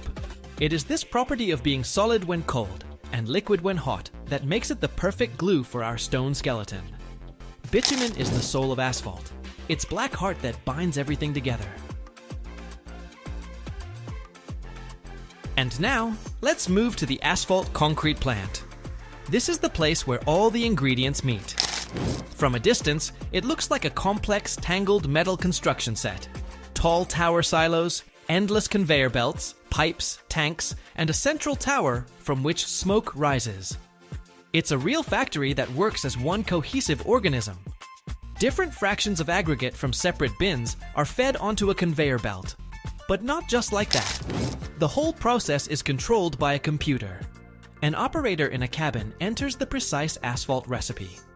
Depending on where the asphalt will be used, for a busy highway or a quiet side street, the recipe will be different.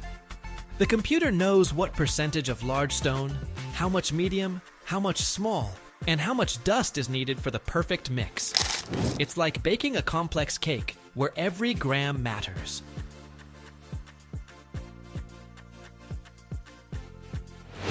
This mixture of stones begins its journey up a long inclined conveyor and enters the heart of the plant, the drying drum. This is a huge long tube that slowly rotates, installed at a slight incline. From one of its ends, a powerful burner blasts a roaring pillar of fire inside, like in a jet engine. The temperature inside reaches 300 degrees Fahrenheit. The stone, slowly tumbling inside this drum, heats up and, most importantly, is completely dried. Moisture is the main enemy of good asphalt. Even a drop of water can prevent the bitumen from adhering reliably to the surface of the stone. Therefore, the stone must be absolutely dry. After the drying drum, the hot moisture-free stone is lifted by an elevator, similar to a lift for bulk materials, to the very top of the central tower. There it passes through a system of screens for a final control sorting and enters bins for hot materials. In parallel with this, in special insulated tanks, our black glue bitumen is heated. It is also brought to a high temperature to become fluid and liquid. And now comes the climax. The computer gives another command. A weigh hopper with incredible accuracy measures out the required amount of hot stone of each fraction from different bins. Then, a precisely measured amount of hot liquid bitumen is injected into this red-hot stone mixture. This entire mass stone and bitumen enters a mixing chamber, called a pug mill. It's like a giant kitchen mixer, only instead of whisks, it has two powerful shafts with metal paddles. These paddles mix the red-hot mass with enormous force, and in less than a minute, every little stone, every grain of sand is covered with a thin, shiny film of black bitumen. The finished asphalt emerges from the chamber, a uniform, steaming black mass with a characteristic oily smell. Now this hot, freshly prepared product needs to be stored until shipment. It is lifted and poured into special insulated storage silos. They are like giant thermoses that can keep the asphalt hot for many hours, and sometimes even days. Dump trucks drive up under these silos. With a loud clang, a gate opens, and several tons of hot asphalt pour into the truck's bed with a roar and a cloud of steam. The bed is necessarily covered with a tarp to preserve the precious heat during transport to the paving site. At the construction site, the final act of this play begins. The dump truck slowly unloads the hot mixture into the hopper of a special machine and asphalt paver. This machine, slowly moving forward, evenly distributes the asphalt over the road surface, forming a perfectly level layer of a given thickness. At the back of the paver is a heavy, heated plate called a screed. It does the initial compaction and gives the surface its initial smoothness, but the asphalt is still soft and loose. To make it strong, it needs to be compacted. Immediately behind the paver follows a whole team of heavy road rollers. First come the large steel drum rollers, which with their enormous pressure squeeze the air out of the asphalt mixture and force the stones to fit more tightly together. Then, pneumatic tire rollers may be used, which knead the surface, making it even denser. And in the final stage, smooth steel drum rollers pass over it again to give the road its final smoothness. As the asphalt cools, the bitumen turns from a liquid state back into a solid. It permanently glues all the little stones together, turning the loose mixture into a strong, waterproof monolith. After a few hours, the road, which was recently hot and soft, becomes hard and ready for traffic. And that's the whole point.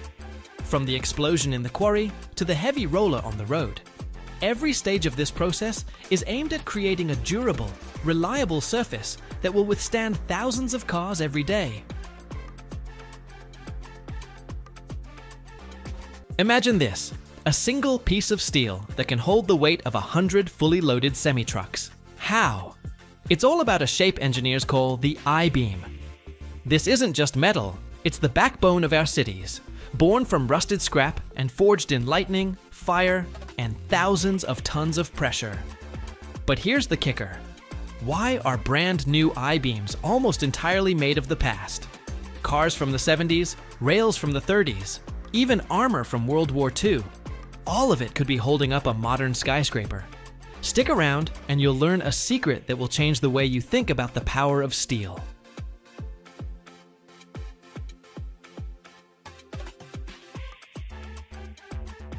The genius of the I-beam is its shape.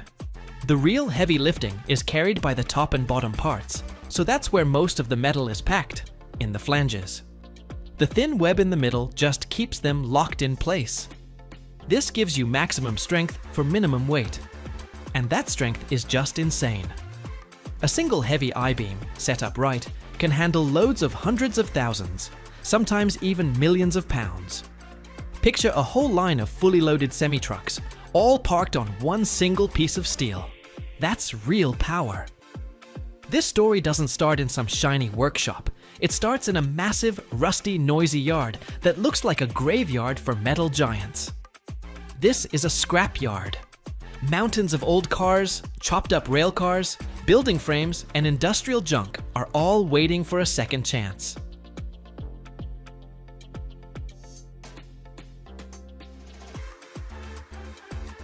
A giant crane with a powerful electromagnet drops down on the pile, and with a metallic groan, tons of old iron leap up to meet it. This scrap is the main ingredient. It gets loaded into a huge steel basket and sent to the melt shop for its trial by fire. Steel is the undisputed champion of recycling.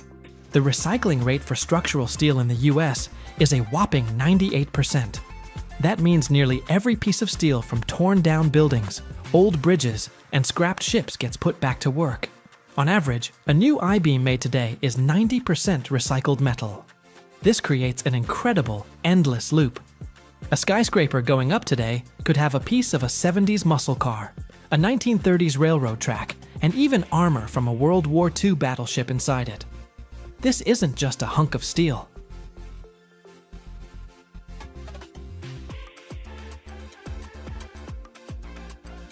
It's concentrated history, melted down and reborn for a new tour of duty. So these numbers aren't just stats. They're the silent language our cities are built on, a language of strength, efficiency, and the almost endless life of metal. Every year, the United States cranks out over 5 million tons of structural steel, and the lion's share of that is I-beams. That's a number so big, it's hard to get your head around. Let's try. The steel in the famous Golden Gate Bridge weighs about 83,000 tons. That means, in 1 year, American mills produce enough beams to build over 60 Golden Gate bridges. The heart of the plant is the electric arc furnace, a giant kettle, the size of a small house, where our scrap metal is dumped with a thunderous crash. 3 massive graphite electrodes, thick as ancient trees, are lowered in from the top.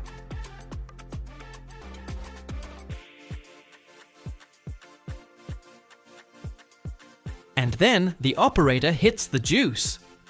An electric arc, basically a man-made lightning bolt, erupts between the electrode tips and the metal with incredible force. The shop fills with a deep, bone-rattling roar, and the light from the arc is blinding. The temperature inside instantly shoots up to 3,000 degrees Fahrenheit. The metal doesn't stand a chance. It starts to melt, turning into a boiling, blazing lake of steel. Special additives are tossed into this molten bath to get the exact grade of steel needed, strong but flexible enough to handle massive loads. When the steel is ready, it's time to turn this liquid river into something solid. The molten metal is poured into a continuous casting machine. The blazing liquid flows into a special, water-cooled copper mold. As it passes through, the outer layer of steel freezes, forming a thin skin.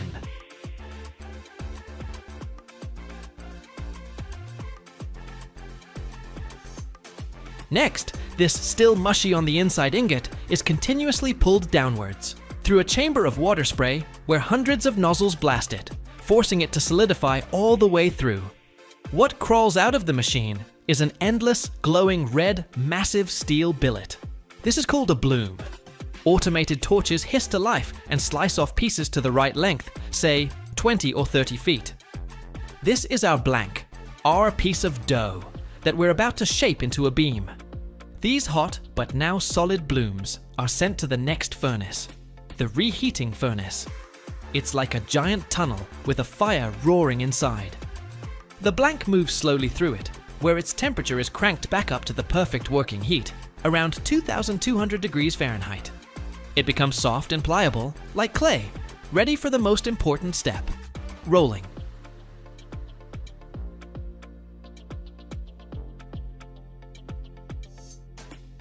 And this is where the real show begins. The bloom, glowing a brilliant orange, rolls out of the furnace and hits the rolling mill. This is a series of giant steel rollers, like massive rolling pins, lined up one after another. But these rollers aren't flat. They have special grooves cut into them, shaped to gradually form an I-beam. The bloom slams into the first set of rollers. They squeeze it with thousands of tons of force, making it a little thinner and longer. Out the other side, it's grabbed by the next set, which squeezes it from a different angle, starting to form the flanges and the web of the future beam. And so, step by step, passing through dozens of these roller sets, our shapeless billet is stretched and molded, taking on that familiar I shape right before your eyes. It's an incredible sight. A piece of glowing steel that started at 20 feet long gets stretched into a fiery ribbon hundreds of feet long.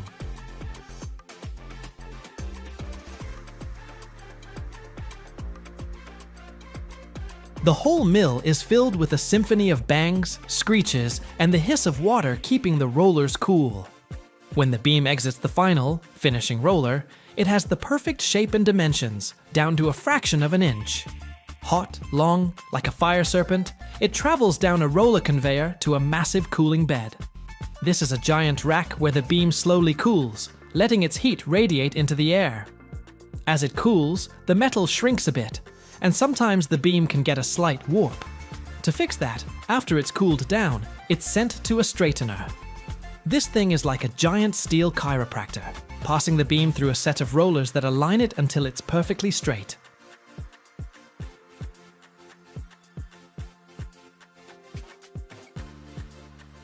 So, we have a perfectly straight, long beam, but it's not ready to ship yet. Time for the finishing touches. First, it's cut to the specific lengths the customer ordered. This is done by giant saws with blades 6 or 7 feet across. With a deafening scream and a shower of sparks, the saw cuts through the thick steel in seconds. Then, every single beam goes through a tough quality control check. Inspectors measure its geometry, and special ultrasonic machines scan the metal to make sure there are no hidden cracks or flaws inside.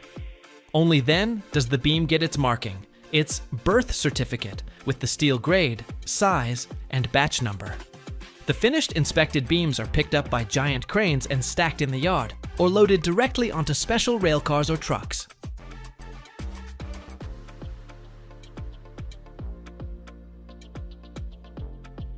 And just like that, this steel backbone, born from rusty scrap, forged through fire and pressure, is ready to ship out to a job site, to become the silent but incredibly strong skeleton for a skyscraper that will scrape the clouds, or a bridge that will connect two shores.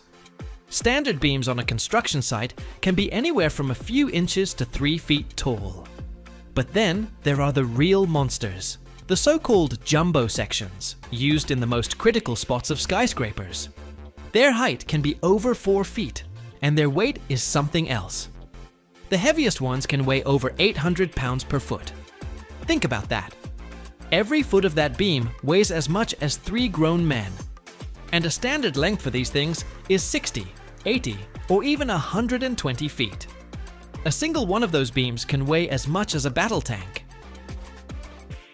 Then there are 2 paths, either long-term dry storage in double-walled concrete containers or reprocessing. That happens in other countries, as the US mostly stores rather than reprocesses. In dry storage, the assemblies stand for decades, cooled by natural ventilation, as if in a nuclear monastery. This isn't the end, but a new stage of life, slow, controlled, but deeply connected to the future of energy. Because even after the reactor, this fuel remains a source of heat, a lesson, and a reason for respect.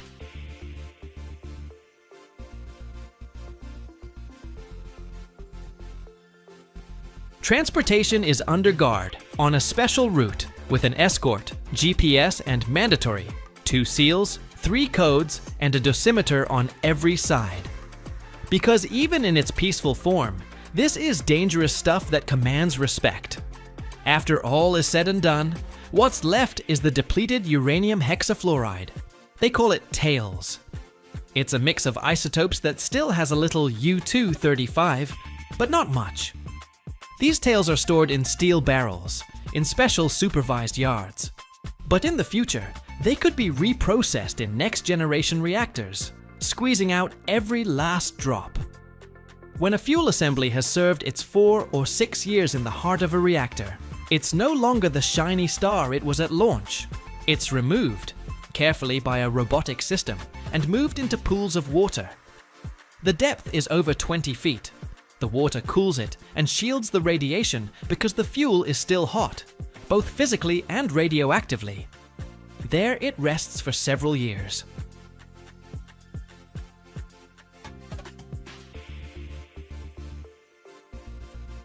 Next, the pellets are sintered in furnaces at almost 3,000 degrees to make them as strong as porcelain. Then they're polished and ground. Perfect dimensions are crucial for a tight fit inside the cladding. The pellets are loaded into long metal tubes. Fuel rods, usually made of a zirconium alloy because it doesn't rust, doesn't react with water, and can withstand insane radiation. Each rod holds over 300 pellets. The rods are hermetically welded shut and bundled into modules, fuel assemblies. They look like a frame of several dozen tubes gathered into a square. One such assembly can weigh over 1,500 pounds and works for up to 6 years in a reactor. After assembly comes testing for leaks, uniform filling, weld integrity, and behavior under temperature. There are no small details, because any one of them could cost not just money, but lives. The finished fuel is packed into armored containers that can withstand impacts, fires, and falls from a height.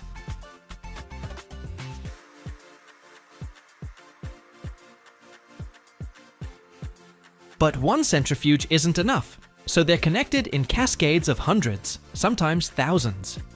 Each one slightly enriches the gas, then passes it to the next. And so it goes, cycle after cycle, until the U-235 content reaches at least 3 or 5%. That's the reactor-grade standard. For weapons, of course, they follow entirely different routes, which are classified and under strict international control. Okay, the gas is enriched, but you can't feed a reactor with a gas. So now it's converted again, this time into a solid ceramic form. After a series of chemical reactions with hydrogen, oxygen, and ammonia, the gas becomes uranium dioxide, a solid substance with a dark grey color. This powder is pressed under 20 tons of pressure into small cylindrical pellets, 3/10 of an inch in diameter. They look almost cute. But each of these little pills holds an energy equivalent to 17,000 cubic feet of natural gas.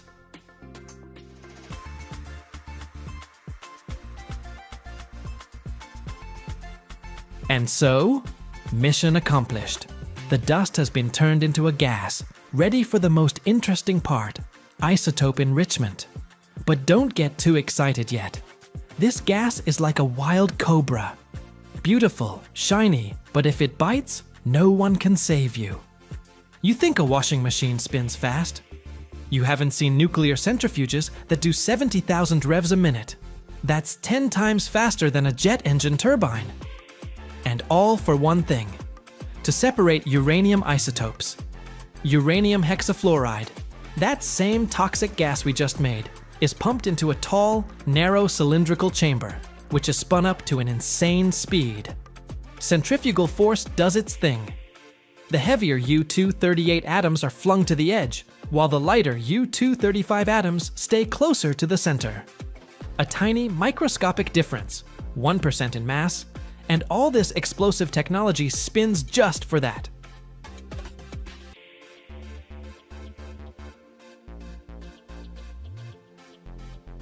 That means you just need to heat it a little, and it turns from crystals into vapor. But it's not that simple. It's extremely toxic. It corrodes metals, destroys skin, and in moist air, it instantly turns into hydrogen fluoride and uranic acid, basically a deadly cocktail. That's why this is all done in sealed, automated reactors that look more like devices from an evil genius's lab. Temperature, pressure, ventilation, everything is under control. Workers sit behind thick windows, watching the gauges. Any mistake, boom or hiss, and you're in a hazmat suit scrambling for the decontamination shower. This substance forms as solid whitish crystals when cooled to room temperature. These crystals are stored in steel containers, drums with engravings, batch numbers, and a radioactive sign. Each one weighs up to 14 tons.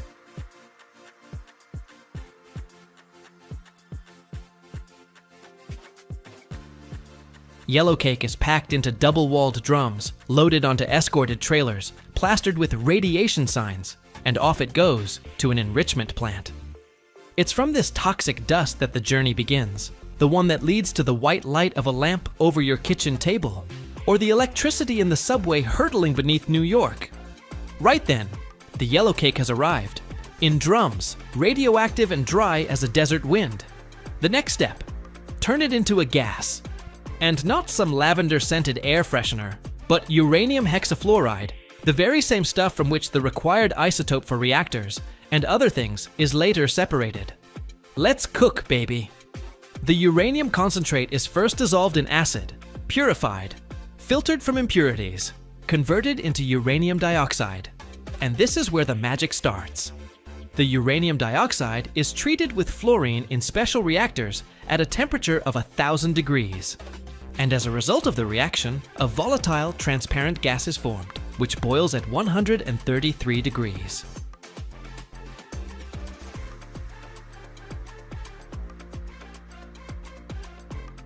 The rest is mostly useless mass that doesn't work in a reactor.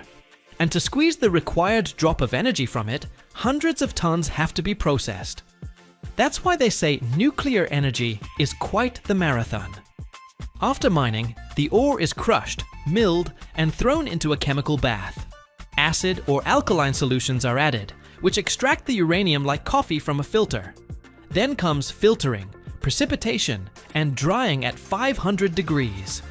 And what comes out is yellowcake, a yellow powdered concentrate.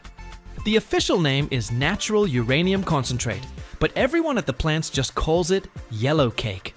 It looks pretty, mustard-colored, fluffy, like a spicy powder for a Barbie. But God forbid you breathe it in or touch it. Alpha radiation, a long half-life, dangerous dust that gets into your lungs and settles there forever. It's handled only with respirators, suits, and behind 3 layers of glass shielding.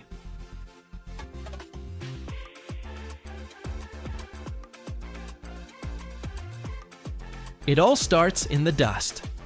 And that's not a figure of speech. Uranium ore is mined in hot, arid regions. Arizona, Wyoming, Texas, New Mexico.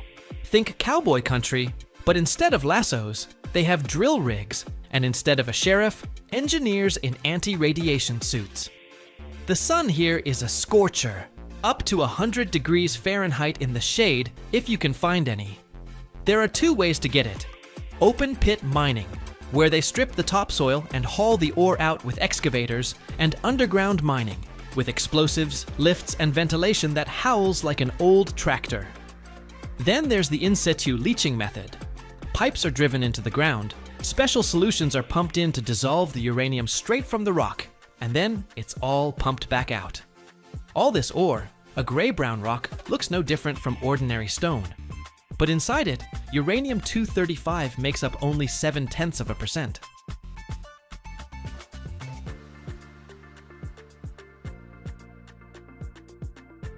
What could be scarier than dust that glows with an invisible light? A rock that looks like ordinary gravel, but holds the fuel for power stations that light up megacities. So why is uranium called an energy marathon? Because to get just a few grains, you have to move hundreds of tons of earth, boil ore in acids, and turn it into a yellow powder that can kill with a single touch. And this is where the real alchemy begins. Toxic dust becomes a gas, and that gas becomes energy. But there's a detail they don't talk about publicly, and you'll only find it out at the end of this video. Imagine this. Every year, the world cranks out over 100 million tons of nuts and bolts, the invisible heroes of our industrial world. They hold together our bridges, our planes, our ships, and even our tallest skyscrapers. But few people know that behind every single one lies a process with precision down to 1/1000th of an inch. We're talking metal cleaned in acid, forged under massive presses, hardened at over 2,000 degrees, and tested to its breaking point. So what makes an ordinary bolt strong enough to hold hundreds of tons?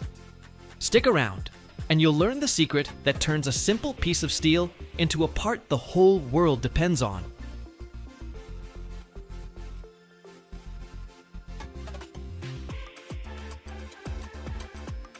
A high-volume nut and bolt plant isn't just a factory. It's a high-tech powerhouse where raw steel becomes the hardware that holds our world together.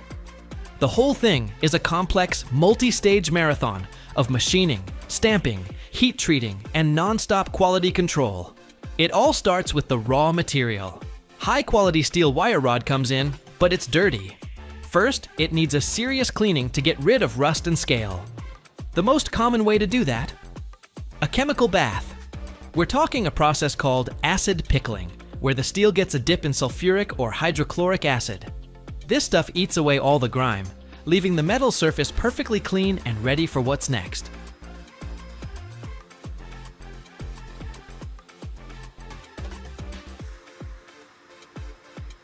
After the acid bath, the wire is thoroughly rinsed with fresh water to get every last drop of acid off. Then it's dried.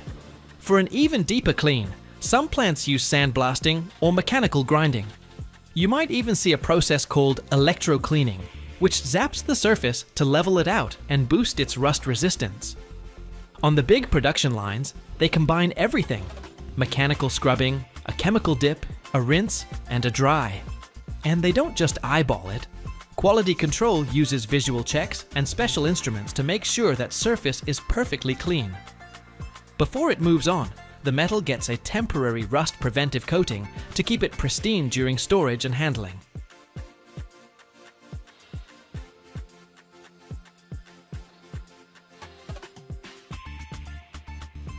The main ways to make a bolt are cold forming and turning.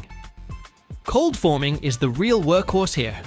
That's where a machine takes the metal wire and shapes it under massive pressure, all without heat. The wire feeds through a series of dies that hammer it into the shape of a bolt. First, the round shank, then the head, usually a hex head so you can get a wrench on it. The beauty of cold forming is that it's incredibly precise, makes the steel stronger, and wastes almost no material. Once the head and body are formed, it's time for the threads. Here, they use a method called thread rolling. Instead of cutting the threads, the bolt blank is forced between special dies that literally press the threads into the metal. This process makes the threads incredibly strong and durable.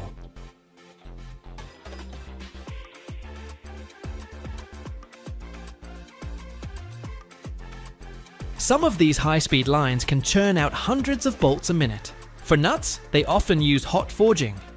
Steel blanks are heated up to a blistering 2,200 degrees Fahrenheit. That's about 1,200 Celsius, making the metal soft and pliable. Then, a press forges the iconic hex shape. After that, a hole is punched through the middle, and the internal threads are cut on special machines called tappers. Just like bolts, nuts go through heat treatment to make them tough and wear resistant. Heat treating is where a bolt gets its backbone. It's a two-step process, quenching and tempering. First, in quenching, the bolts are heated up and then rapidly cooled. This makes the steel incredibly hard, but also brittle. So the next step is tempering. They're reheated to a lower temperature, which gets rid of the brittleness but keeps all that strength. This is how bolts get their specific grade or property class.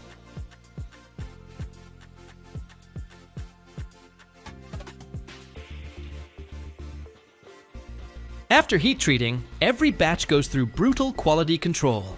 Sample bolts are checked for size, strength, thread accuracy, and any surface defects. We're talking micrometers, go-no-go gauges, and special optical sorters. Any parts that are out of spec are either rejected or sent back for reprocessing. To fight off rust, most bolts and nuts get a protective coating. This could be zinc plating, hot dip galvanizing, or special zinc flake coatings. This is what keeps them from rusting away, especially out in the elements. The finished products are then sorted by size and strength, boxed up, and prepped for shipping. Modern plants have automated lines cranking out hundreds of thousands of these a day. The parts travel on conveyors to automatic sorting machines that use optical sensors to check every last one.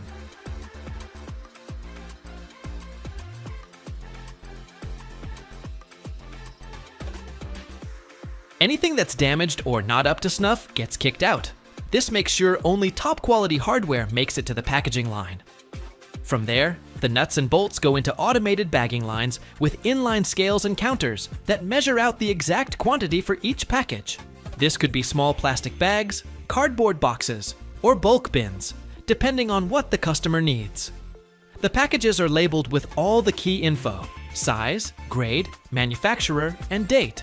For big industrial orders, they're often packed in bulk bags or large containers to make shipping and storage easier. The whole process is automated to ensure the packaging is sealed tight to keep out moisture, dust, and prevent any damage in transit.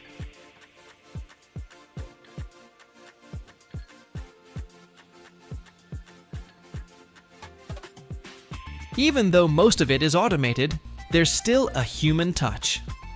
For special kits or custom orders, workers will manually check the quality of the packaging, assemble the right mix of nuts and bolts, box them up, and get them ready to ship out. This flexibility allows them to meet specific customer needs with pinpoint accuracy. After packaging, the products go through one last check to make sure the labels are right and the packages are sealed. Then, they're sorted in the warehouse by order and prepped for dispatch. And it's not just standard stuff. Many plants also make custom fasteners based on a customer's specific blueprints, which is crucial for specialized industries like aerospace, automotive, or heavy construction.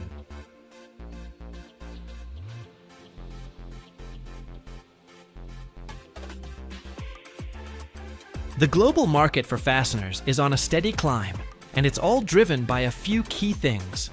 First up, construction. As countries spend more on infrastructure, we're talking bridges, roads, and new buildings, the demand for these steel connectors goes through the roof. Second, the automotive and machinery industries. Every car, truck, and piece of factory equipment is held together by hundreds of high-quality fasteners. As those industries grow, so does the need for top-grade nuts and bolts.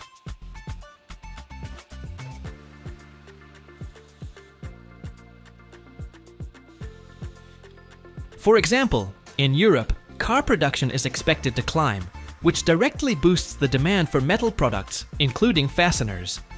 At the same time, the steel industry itself is getting smarter, using digital tech and automation to produce better, more specialized products. Of course, the cost of raw materials like iron ore and energy can affect things. But at the end of the day, as long as we're building, driving, and manufacturing, the demand for nuts and bolts isn't going anywhere. Every year, the world melts over 1 billion tons of pig iron.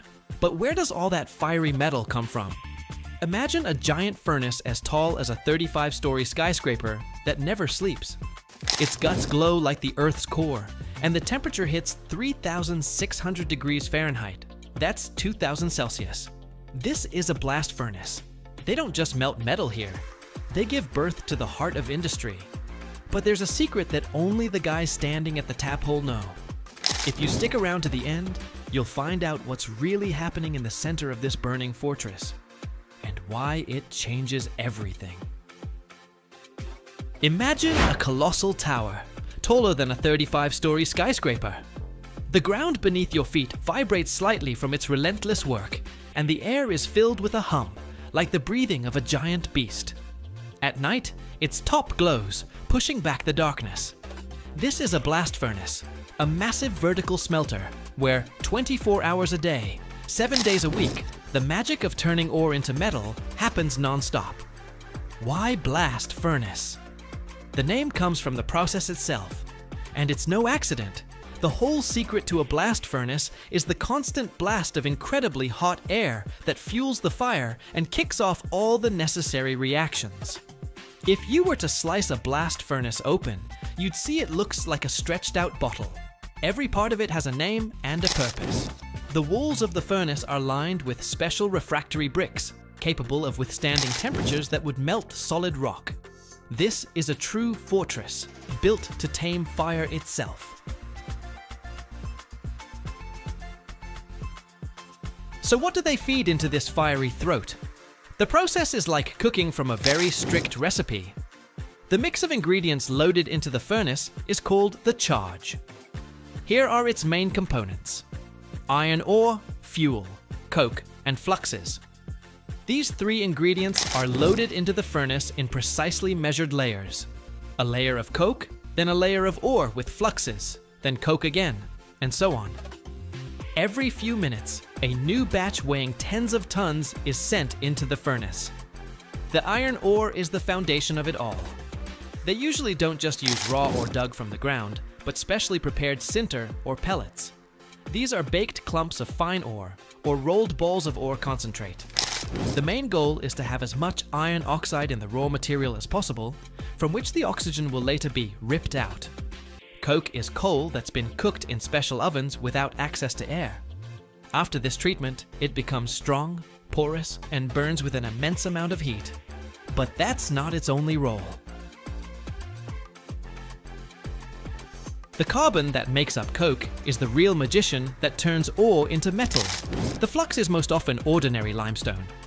Why is it needed? The ore and coke always have useless impurities, so-called gangue.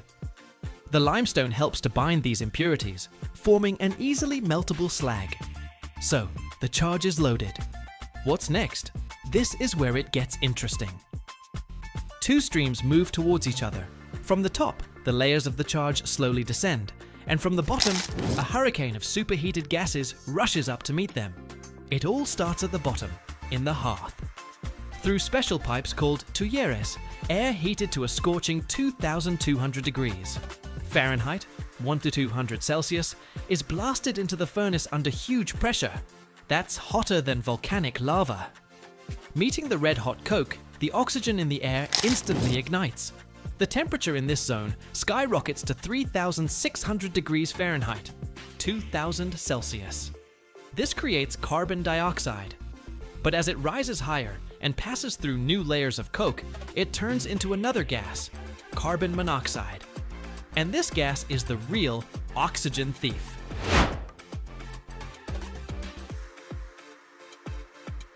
As this searing hot stream of gas rises up the furnace shaft, it envelops the chunks of ore and begins to greedily rip the oxygen from them, leaving behind reduced, spongy iron. The reduced iron continues its journey downward into hotter and hotter zones. It passes through the glowing layers of coke and, like a sponge, begins to soak up its carbon. And here's where something amazing happens. Pure iron melts at a very high temperature of 2,800 1,530 nanometers. But soaking up carbon dramatically lowers that melting point. That's why a blast furnace doesn't produce pure iron, but an alloy of iron and carbon, pig iron, which becomes liquid at just 2,200 nanometers. 1/200 nanometers. Roughly every 40 to 60 minutes, enough liquid products have collected in the bottom of the furnace. It's time for the climax, a truly mesmerizing sight. A furnace worker, the keeper, uses a special drill to punch open a hole in the furnace wall, the tap hole.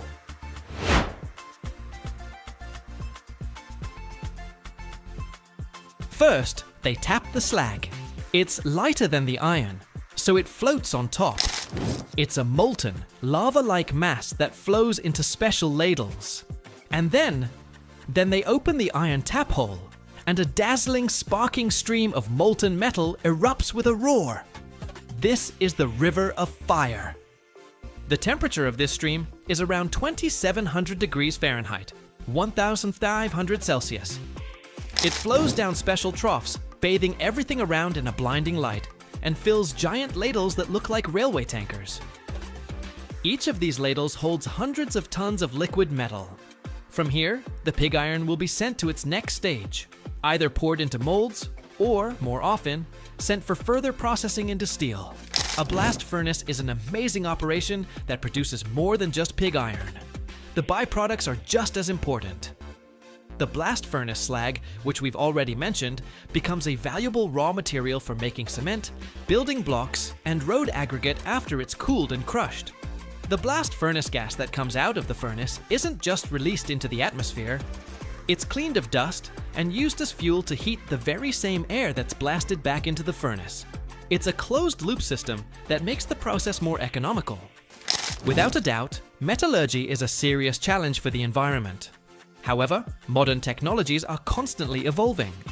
When blast furnaces are modernized, powerful filters and cleaning systems are installed to capture dust and harmful gases.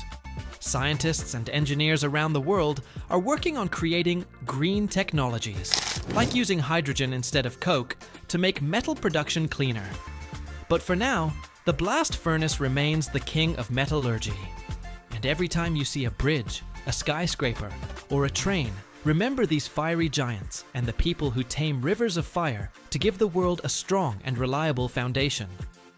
For 75 years, from the late 19th century to the 1970s, the USA was the undisputed world leader in the production of pig iron, steel, and rolled products. During this period, the American iron and steel industry wasn't just a sector of the economy, it was the key, or barometer, of the American economy. In the 1920s, for example, the country produced about half of the world's pig iron. Imagine that. Every other ton of this strategic metal in the world was born right here in American furnaces. Every year, billions of square feet of concrete are born in the world, but only a few know about the material that has turned construction on its head. Imagine this. In a single shift, one machine can create almost half a mile of slabs, and the annual output in North America is over 200 million square feet. That's the area of 30 pentagons. How do these lightweight slabs, weighing thousands of tons less, support entire buildings? The secret is hidden in their steel muscles and the mysterious voids inside. Watch till the end, and you'll discover something most people don't even have a clue about.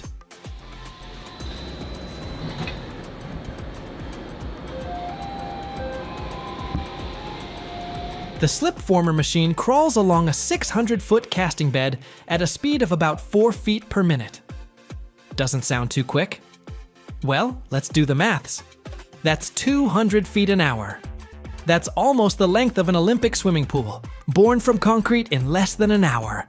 In a single 10-hour shift, one of these beds can churn out nearly half a mile of perfectly formed concrete slab. And a big plant might have several of these beds. This isn't just building, it's a conveyor belt running at a speed unthinkable for traditional pour-on-site concrete. And now for the main trick, the hollow cores. These holes inside aren't just for looks. They slash the slab's weight by almost 50% compared to a solid slab of the same thickness and strength. What's the payoff? Picture this. You're building a 100,000 square foot office block.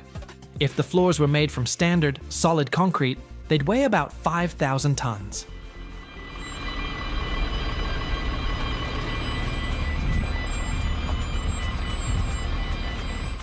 But with hollow core slabs, just 3,000 tons. We've just stripped 2,000 tons of dead weight from the building. That's the weight of about 500 adult elephants that the foundations, columns, and beams no longer have to carry. This allows the entire structure to be lighter, more slender, and most importantly, a whole lot cheaper. But how can such a light slab be so strong? The secret is in those tensioned steel muscles. The concrete used in these slabs isn't what you'd find on the footpath. It's high-strength concrete that can handle pressures over 8,000 pounds per square inch, while standard concrete manages only 3 or 4,000. And the steel strands inside are tensioned with such force that they create a constant state of compression within the slab. Because of this, a hollow core slab can easily span 60 feet with no intermediate support at all. 60 feet. That's the width of a professional basketball court. Imagine a huge open space with not a single column in sight.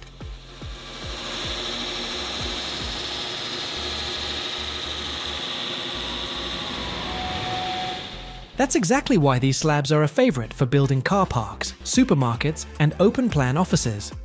Every year, over 200 million square feet of hollow core slabs are produced in North America. The number is just staggering. It's enough area to build 30 colossal buildings like the Pentagon. Every single year. This isn't just a building material. It's an entire industry built on speed, efficiency, and clever use of resources. So these figures aren't just dry data. They're proof that sometimes, to get stronger, you just have to get rid of the unnecessary stuff on the inside. It all starts not in a concrete mixer, but on a massive, perfectly flat runway inside the workshop. This is the casting bed. Imagine a perfectly smooth, polished steel track a few feet wide, but 600 feet long. That's longer than 2 footy fields, end to end.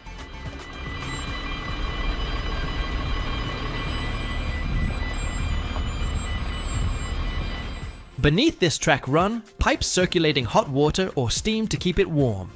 This is the perfect cradle for the birth of our future giant. At both ends of this track stand massive steel abutments, anchored into a thick concrete foundation. They're like steel teeth sunk into the earth, and their job is to withstand simply inhuman loads. Between these two abutments, high-strength steel strands are stretched. This isn't your average wire. It's several steel filaments twisted together, each capable of holding the weight of a car. They are laid out along the entire 600-foot length of the bed, forming the slab's future skeleton. One end of each strand is securely fixed in an abutment. The other is hooked up to a giant hydraulic jack, and this jack starts to pull. It tensions each of these steel strands with a force of 30 or 40,000 pounds.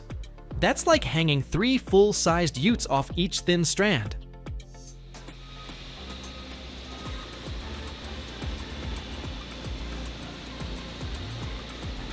The steel muscles tense up, becoming as taut as the strings of a giant guitar, storing a colossal amount of energy. This is secret number 1, pre-stressing. When the steel skeleton is strained and singing with tension, the star of the show appears, the slip former. This is one of the most incredible machines in the construction world. Imagine a strange, low-slung, self-propelled creature, slowly crawling on rails along our long bed. It has a large hopper on top, which is filled with concrete. But this isn't your typical liquid concrete. It's what's known as zero-slump concrete. It's so dry it looks like damp earth. If you picked it up, it wouldn't flow through your fingers. And so, this machine begins its slow journey. Inside, a real marvel takes place. Firstly, the concrete from the hopper is fed downwards, enveloping our tensioned steel strands.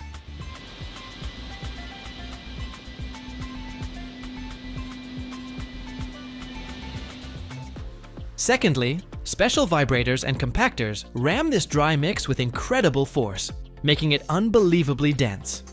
And thirdly, and most importantly, inside the machine are special forming tubes, or mandrels, which vibrate as they push through the concrete, leaving behind perfectly round, smooth voids.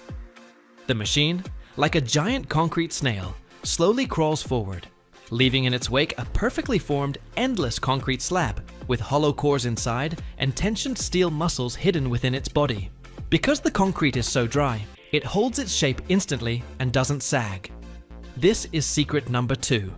The voids, which make the slab 50% lighter than a solid one while barely reducing its strength, as the top and bottom sections do most of the work.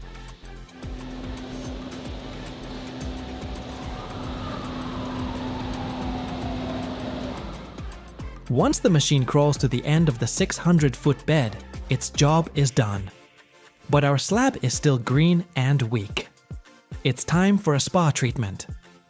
Workers cover the entire length of this concrete ribbon with huge insulating tarps, like blankets. Hot steam is then pumped under these blankets. This creates a sauna effect, which dramatically speeds up the chemical reaction of the concrete curing. Under normal conditions, concrete needs weeks to reach its full strength. But in this hot, humid atmosphere, it achieves the required strength of over 5,000 pounds per square inch in just 12 to 24 hours. When the concrete has set and become hard as rock, it's time for the release. Workers slowly let off the pressure on the hydraulic jacks. The tensioned steel strands, now permanently bonded to the concrete, try to shrink back to their original length. But the concrete won't let them. As a result, this massive compressive force is transferred to the concrete slab itself.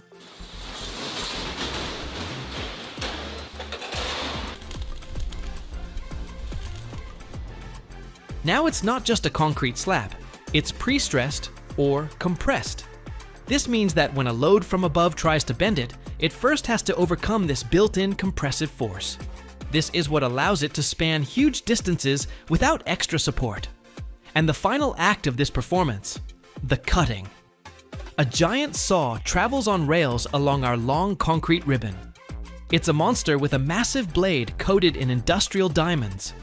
With a deafening roar and a spray of sparks and cooling water, this saw cuts the slab with incredible precision into sections of the required length, according to the order. The finished, perfectly flat, lightweight, and incredibly strong slabs are then picked up by giant cranes and loaded onto trucks. And just like that, after a journey from a tensioned steel string to the slow crawl of a concrete snail and a final diamond cut, this brilliant piece of engineering is born, ready to become the fast, efficient, and reliable flooring in the buildings where we live, work, and play. Every year, thousands of tons of fiberglass rebar are produced worldwide, a material that's throwing down the gauntlet to steel. Imagine, hundreds of spools of fiberglass, thinner than a human hair, merging into a single river, passing through sticky resin baths, red-hot dyes, and scorching ovens to be born as a rod that's 4 times lighter than steel, twice as strong, and completely immune to rust. This rebar is capable of doubling the lifespan of concrete structures and changing cities forever. But the most interesting part is hidden in the very heart of this process. If you watch until the end, you'll discover a secret that will completely change your understanding of the future of construction. It all begins at one end of a massive workshop, where a structure resembling a giant library for threads stands. This is called a creel. On a wall several yards high, hundreds, and sometimes even thousands, of huge bobbins are installed in neat rows. On each of them is wound the finest glass thread, or roving. This isn't the kind of glass that windows are made of. This is a special fiberglass, produced by melting glass and drawing it through microscopic holes. The result is threads thinner than a human hair, but with incredible tensile strength. These will be our skeleton, our internal army that will give the rod its insane strength. From each of these hundreds of spools, its own separate thread is drawn, and they all come together into one thick, fluffy strand. It's like thousands of small streams merging into one large river. This dry, white strand is the soul of the future rebar. Next, this river of fiberglass begins its journey. It passes through a system of guides and tensioning devices. This is a very important, though inconspicuous, stage. Every one of the thousands of threads must be tensioned with the same force. If one thread sags, while another is too tight, the load in the final product will be distributed unevenly, and it will lose its strength.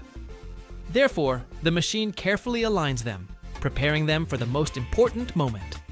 A baptism in resin. The dry glass strand is slowly submerged into a bath filled with a thick, sticky liquid, similar to honey or syrup. This is a polymer resin, our meat that will grow on the glass skeleton. It's a complex chemical cocktail. The base is usually a polyester, vinyl ester, or epoxy resin. A hardener is added to it, a catalyst that will trigger a chemical reaction and force the liquid to turn into a solid plastic. Various additives can also be added here. pigments to add color, ultraviolet inhibitors so the rebar isn't afraid of sunlight, and flame retardants for fire resistance. The task of this bath is to saturate every single, even the tiniest fiber. The strand must be completely submerged in this resin so that no dry spots remain. The saturated strand, heavy with sticky resin, exits the bath and heads to its point of birth, the forming die. This is the heart of the whole process. Imagine a thick steel plate with a perfectly round polished hole, the diameter of which exactly matches the diameter of the future rod. The die is heated to a certain temperature. When the wet strand is pulled into this hole, several things happen at once. First, the die, like a press, squeezes out all the excess resin, leaving only the necessary amount. Second, it tightly compresses all the fiberglass strands together, forming a perfectly round rod. Third, the heat from the die initiates the initial stage of the chemical hardening reaction, or polymerization. The resin begins to transform from a liquid into a gel. At the exit of the die, we can already see the familiar shape of the rod, but it is still soft and vulnerable. But how does it get its famous ribbed surface to hold well in concrete? Immediately after exiting the die, while the rod is still hot and soft, a special strand of the same fiberglass is wound around it. A thin, resin-saturated thread is wound in a spiral on the surface of the rod, creating a relief pattern. Sometimes, for even better adhesion, fine quartz sand is sprinkled onto the sticky surface, which adheres permanently to the resin. Now, our rebar has not only strength, but also teeth with which it will hold onto the concrete. The formed and wrapped rod enters the longest part of the machine, the curing tunnel, or polymerization oven.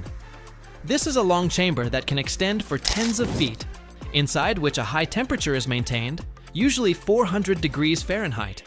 Here, the final transformation takes place. This is not just drying. Under the influence of heat, the resin molecules begin to actively bond with each other, forming a strong, rigid three-dimensional network. The liquid, sticky syrup turns into an extremely strong and hard composite material that permanently binds millions of glass fibers into a single monolith. It's like baking a pie. As the rod slowly moves through this hot tunnel, it acquires its final, rock-solid hardness. But what pulls it through this entire long journey, from the spools to the oven?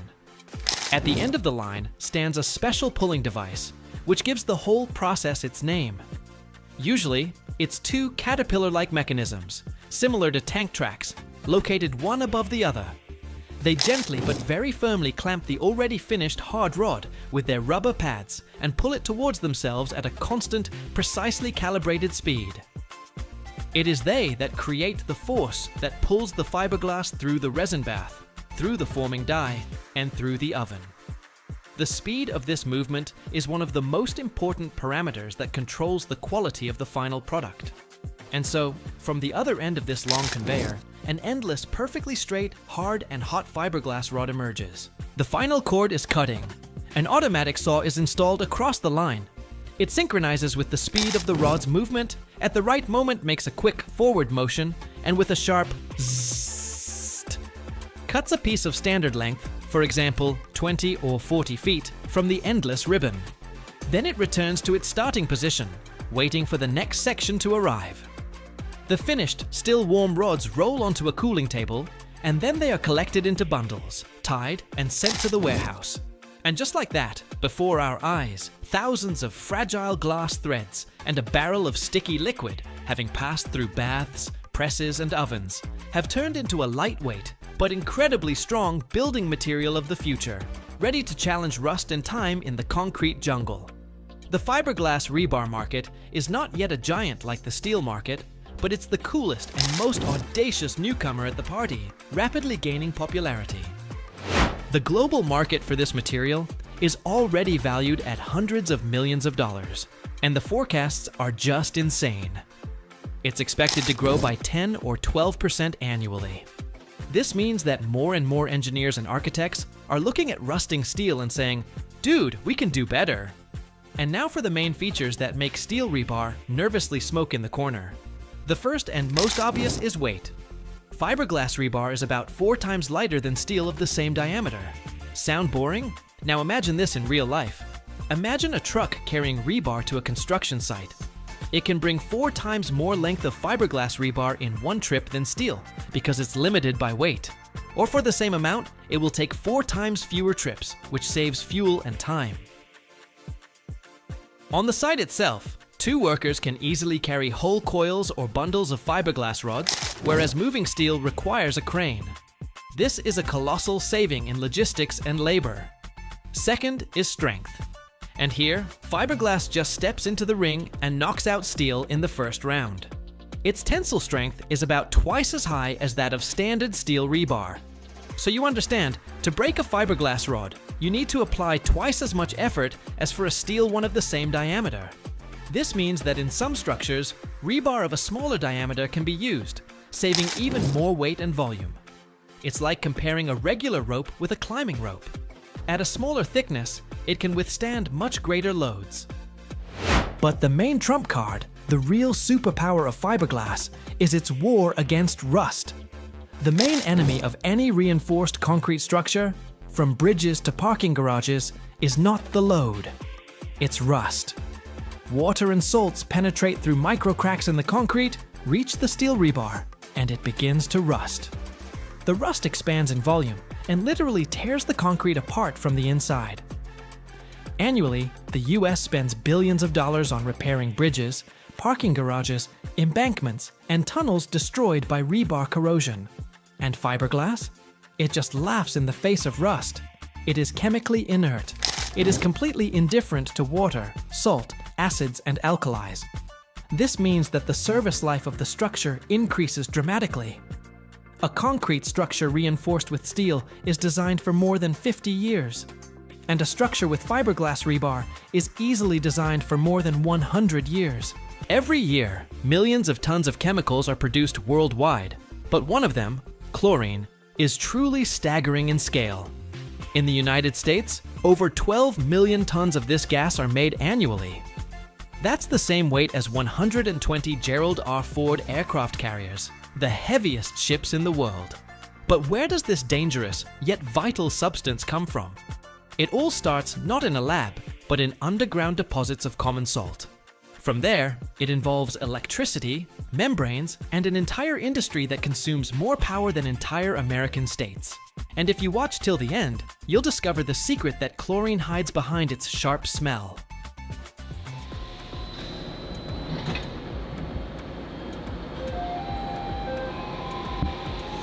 The United States is one of the world's largest producers of chlorine.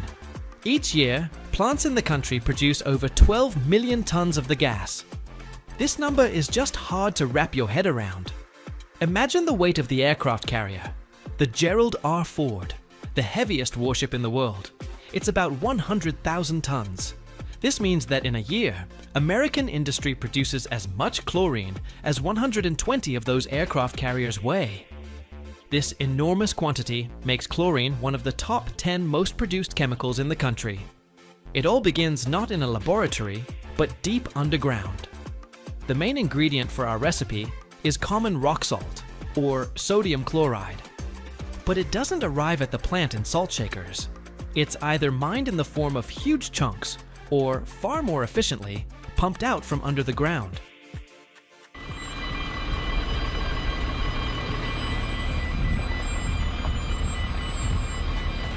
Water is pumped into deep underground salt deposits. The water dissolves the salt, creating a saturated salt solution called brine. And it's this concentrated, salty as tears solution that is our raw material, but it's still impure. It's full of contaminants, calcium, magnesium, and other minerals that can clog up our expensive equipment. So before the main show begins, the brine goes through a thorough purification process. It's passed through a whole series of tanks where chemicals are used to precipitate and filter out all the impurities. What comes out is a perfectly clean, clear, and very salty solution, ready for the main event, electrolysis. Now, let's head to the heart of the plant, the so-called cell room. This is a huge loud hall filled with rows of strange enclosed tanks connected by a network of pipes and thick electrical cables.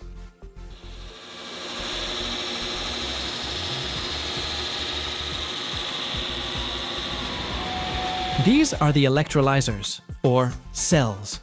This is where all the magic, or more accurately, all the chemistry will happen. Let's imagine one such electrolyzer. Essentially, it's a box into which our pure salt solution is poured. And into this solution, two electrodes are submerged, a positively charged anode and a negatively charged cathode. Now, a direct electric current of colossal power is applied to these electrodes. And this is where the split begins. The salt molecule in the water breaks down into positively charged sodium ions and negatively charged chloride ions. The electric field forces them to move. The positive sodium ions are drawn, as if by a magnet, to the negative cathode, and the negative chloride ions to the positive anode. And it's at the anode that the whole point of the process occurs. Each chloride ion that sticks to the anode gives up its extra electron.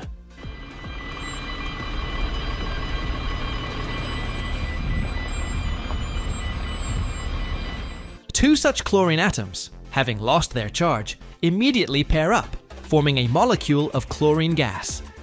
Billions of these molecules gather, and tiny bubbles of a greenish-yellow gas begin to appear on the surface of the anode. This is our chlorine. The main resource for chlorine production is electricity. The chlor-alkali industry is one of the largest consumers of electricity in the entire US manufacturing sector. To produce 1 ton of chlorine, it takes about 2,500 kilowatt hours of electricity. Now, multiply that by 12 million tons a year. It turns out that this industry consumes about 30 billion kilowatt hours annually. That's more than the annual electricity consumption of entire states, like Vermont or Wyoming. It's like an entire city of 1 million people, working year-round just to split salt molecules. But what's happening at the cathode? The sodium ions have drifted over there.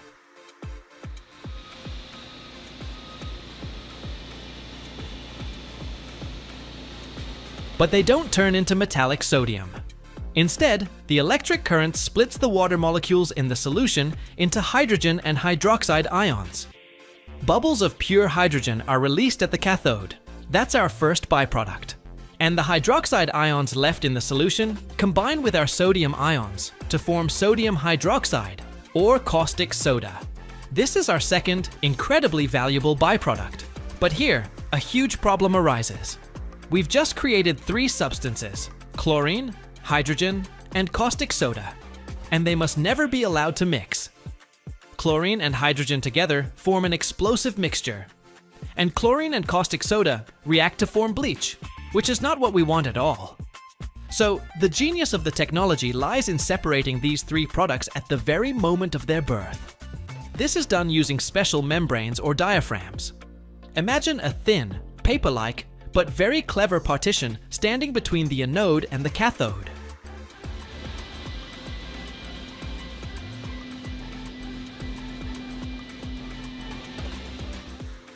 This membrane, made of a special polymer, is like a bouncer at a nightclub. It allows the positive sodium ions to pass through to the cathode, but blocks the negative chloride ions, preventing them from getting into the cathode space. This way, chlorine is born and collected in one part of the cell, while hydrogen and caustic soda are in another. Now we need to collect our harvest. The moist, hot, greenish-yellow gas is continuously pumped out of the anode chamber. First, it needs to be cooled.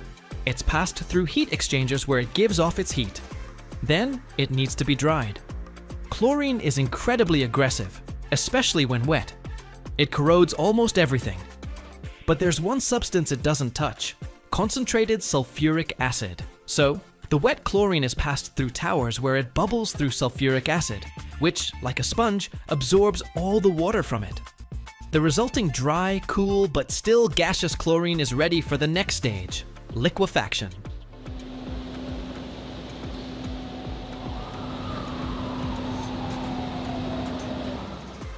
It's compressed under enormous pressure and cooled at the same time. Under this double whammy, The gas turns into a clear, amber-yellow liquid that looks like oil. This liquid chlorine is much easier to transport and store. It's poured into special thick-walled steel tankers, or rail cars. Every step of this process is carried out under completely sealed conditions, because a leak of this gas is deadly. And what about our byproducts? They are no less important. The hydrogen we've produced is collected, purified, and used either as fuel for the plant itself, or sold for ammonia production, or in the food industry. And the resulting caustic soda solution is pumped out, concentrated by evaporating the excess water, and sold. It's one of the most important products in the chemical industry, used to make soap, paper, aluminium, and much more.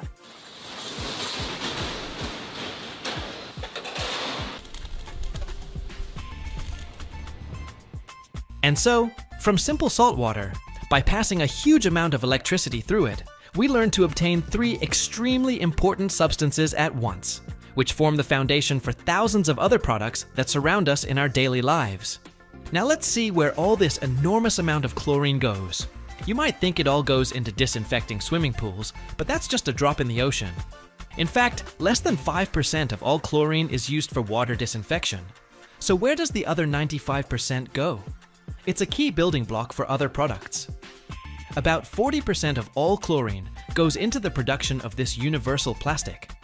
The vinyl windows in your house, water pipes, medical IV drips, vinyl records, the credit card in your wallet, all of these were born thanks to chlorine.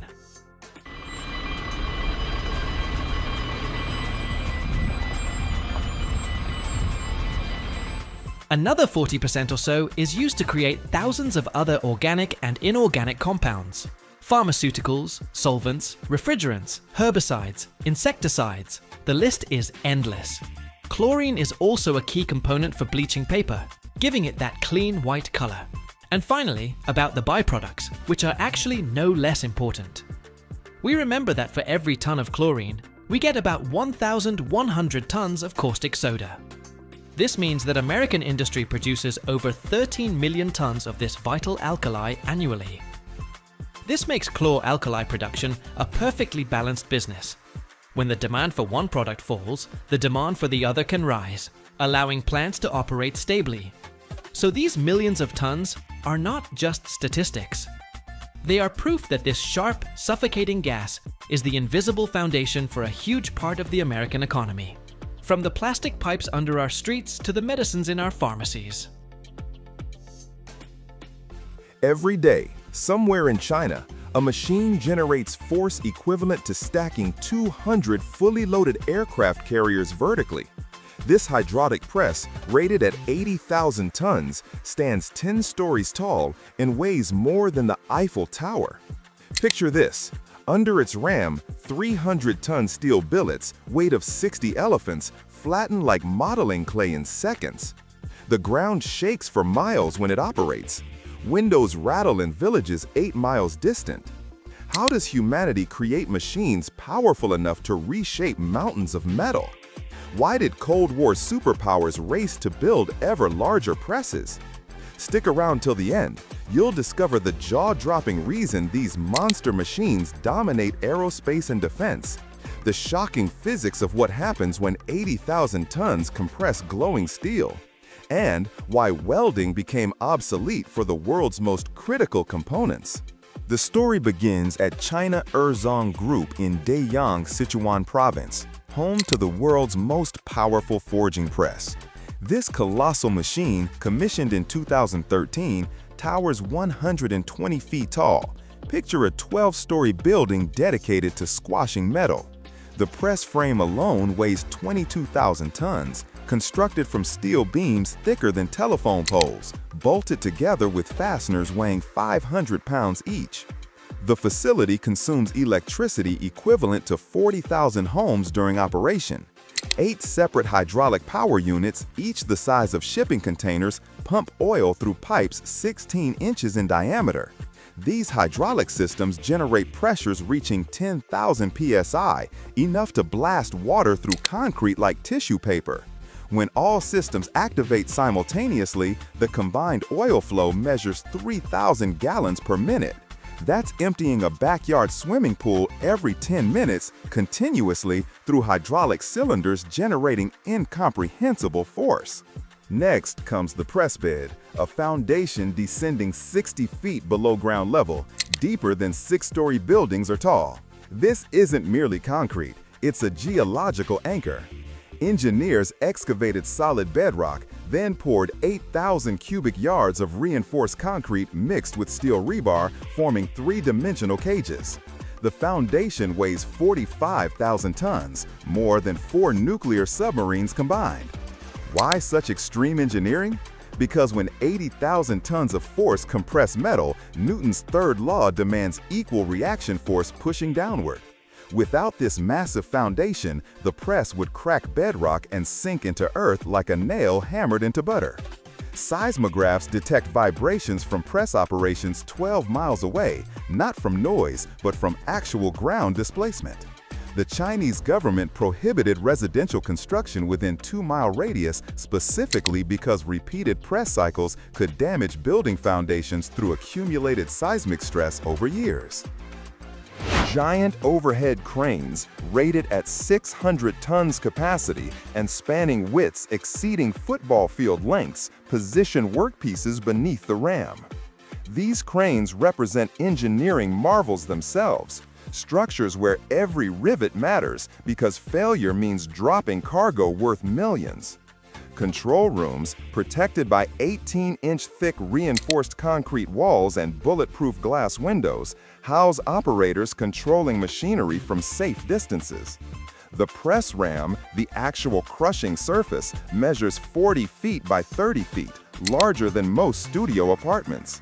Made from tool steel hardened to withstand pressures that would pulverize normal steel, this ram surface gets replaced every 18 months despite costing $2 million. Replacing it requires 3 weeks of round-the-clock work using specialized welding techniques and stress relief treatments. Even with hardened steel, repeated impacts against 300-ton billets create microscopic cracks propagating until failure becomes inevitable. Now comes forging, industrial violence at physics-defying scales. Workers heat steel billets to 2,400 degrees Fahrenheit in furnaces consuming natural gas at rates measured in tons per hour. At these temperatures, steel glows brilliant orange and becomes plastic, deformable under pressure but not liquid. Picture clay that weighs more than locomotives and requires forces exceeding aircraft carrier displacement to reshape. Overhead cranes lower glowing billets onto the press bed with precision measured in inches, despite handling weights where inches of error cause catastrophic collisions. The ram descends at speeds reaching 20 inches per minute. Sounds slow until you realize 80,000 tons moving at any speed generates momentum requiring precise hydraulic control. One malfunction, one stuck valve, one pressure spike, and the ram becomes an uncontrollable projectile carrying enough energy to demolish the entire facility.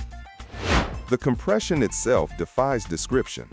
As the ram contacts glowing steel, metal begins flowing, literally flowing despite being solid. Under 80,000 tons of pressure, crystal structures collapse and reorganize.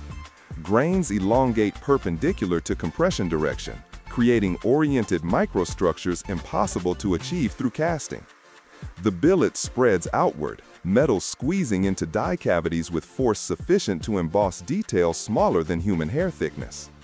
This step is critical because forging aligns crystal boundaries, eliminates porosity, and creates grain flow patterns following component geometry. Cast parts contain random crystal orientations and microscopic voids. Forged parts exhibit continuous crystal structures and zero internal defects. That's the difference between components failing under stress versus components exceeding design specifications. Hydraulic systems monitor pressure continuously. Deviations exceeding 1% trigger automatic shutdown, because overpressure shatters dies costing millions, while underpressure produces weak forgings requiring scrapping. After initial compression, the workpiece requires reheating and multiple press cycles. Large forgings need 20 to 40 separate compressions, each reshaping metal incrementally. Between cycles, manipulators, robotic arms capable of rotating 300-ton workpieces, reposition the forging. These manipulators exert forces exceeding 500 tons merely to rotate incandescent metal safely. Picture this: the forging process for a single large component spans 2 weeks.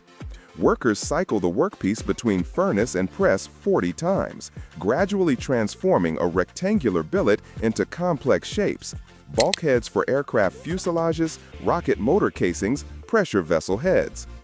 Each press cycle compresses the forging 3 to 6 inches, permanently deforming metal through controlled violence. Temperature control matters critically. Too hot, metal oxidizes excessively. Too cold, it cracks under pressure. Operators monitor color constantly, making decisions affecting millions in material value based on visual assessment of orange to red glow transitions. Quality control begins before forging even starts. Ultrasonic inspection systems scan billets, searching for internal defects invisible to naked eyes. Even microscopic inclusions, slag particles, oxide stringers, sulfide formations, become stress concentrators, causing catastrophic failure in finished components. Rejected billets return to steel mills for remelting.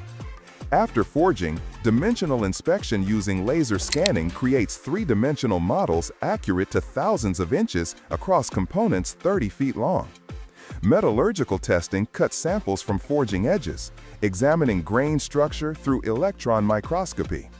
Grain size, orientation, boundary spacing, all must meet specifications tighter than semiconductor manufacturing tolerances. Modern aerospace forgings require grain sizes smaller than 0.005 inches, with elongation ratios exceeding 10 to 1.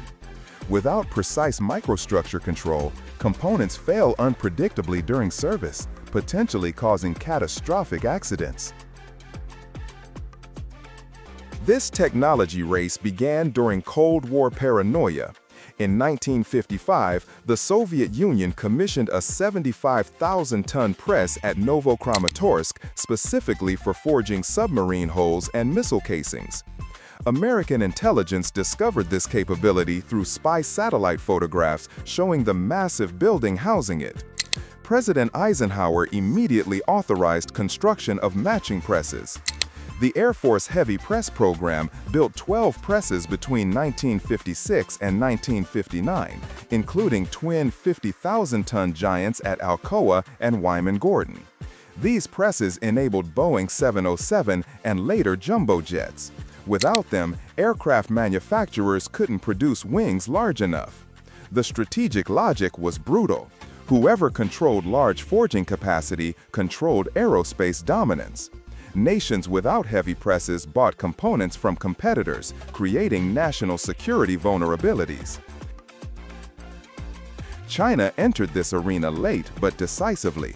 Their 80,000-ton press, exceeding any Cold War relic, announced intentions clearly: aerospace independence.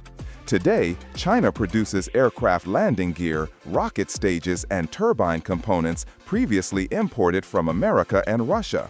The press paid for itself within 5 years through import substitution alone. Carbon emissions drop by 43% when forging replaces welded assembly in aircraft structures, eliminating welding energy and reducing weight through integrated designs. Industry saves over $32 billion annually through large forgings versus machining components from solid billets, which waste 90% of material as chips. Processing costs drop 61% because one forging operation replaces dozens of machining hours. So here's the secret promised: these monster presses exist because physics favors size. Larger presses forge larger components in single operations, eliminating joints where failures initiate. Every weld introduces heat-affected zones with altered crystal structures becoming crack paths. Every bolted joint adds weight and complexity. Seamless forgings eliminate these vulnerabilities entirely. That's why the Airbus A380's wing ribs come from single forgings. No welds, no joints, just continuous metal flowing across 20-foot spans. From Cold War arms race to commercial aerospace dominance, cycle completes. The 80,000-ton press represents more than manufacturing capability. It's geopolitical leverage. Nations with these machines build aircraft, rockets, submarines independently. Nations without them remain customers, technologically dependent, strategically vulnerable. We've learned that industrial capacity determines global power hierarchies as surely as nuclear arsenals. That press standing in Sichuan doesn't just forge metal, it forges national sovereignty. Every year, over 30 million tons of bamboo are harvested worldwide. But did you know that this seemingly ordinary grass can transform into steel, silk, and even concrete? It grows faster than any tree, absorbs more carbon dioxide than a forest, and doesn't require replanting. But the most interesting part is what's hidden inside its fibers. In this video, we'll show you how giant green stalks travel from plantations to ultra-durable flooring and delicate fabric. And if you watch until the end, you'll learn one shocking fact that will change your perception of the future of ecology.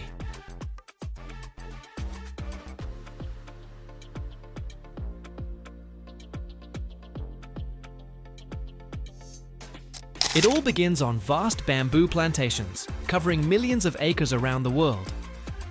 These are not chaotic thickets, but carefully managed farms. Unlike forests, bamboo does not require replanting.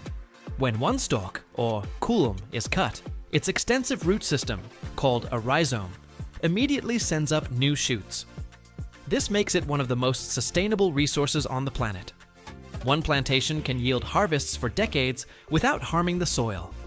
Moreover, a bamboo forest absorbs 35% more carbon dioxide and produces 35% more oxygen than an equivalent area of trees.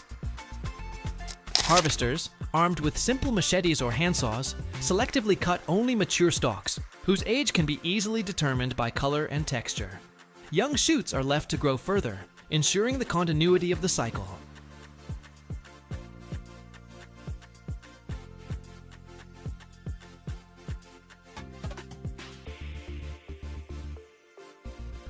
One such mature stalk can reach 60 feet in height and weigh over 100 pounds, making its transportation from the plantation to the primary processing plant a complex logistical task. When these green towers arrive for processing, their radical transformation begins.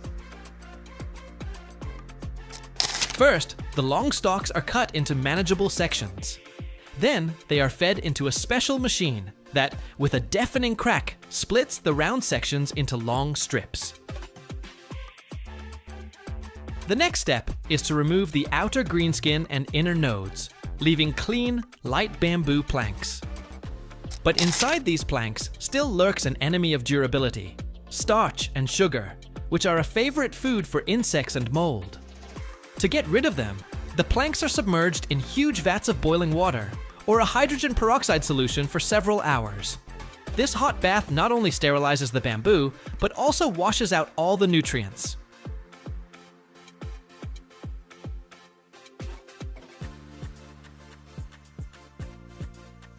After this, the planks are sent for drying. Some producers dry them in the open air, but for industrial scales, they are loaded into giant kiln dryers, where they spend several days until their moisture level drops from 50% to an ideal 8 or 10%. This stage is critically important, as any residual moisture can lead to warping and cracking of the finished product. But the journey from a 60-foot pole to a smooth floorboard requires even more impressive engineering. The dried planks pass through milling machines that give them a perfectly rectangular shape. Then begins a process similar to making industrial lasagna. To create horizontal flooring, the planks are laid in a single layer and glued under pressure. For vertical flooring, the planks are placed on their edge and pressed from the side, creating a denser pattern. But the real marvel is the strand woven technology.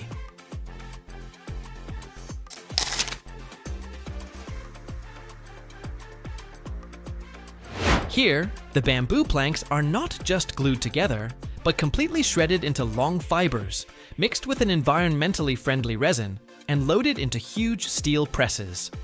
Under infernal pressure, reaching 3,000 pounds per square inch, and high temperature, this mass transforms into an extremely dense, monolithic block.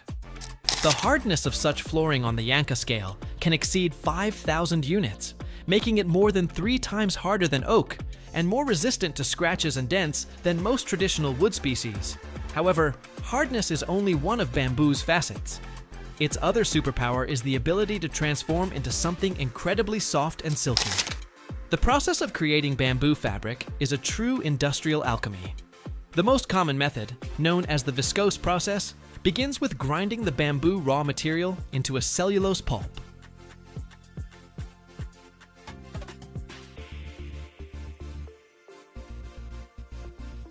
This pulp is then submerged in a sodium hydroxide solution and then carbon disulfide, which turns it into a thick, viscous liquid.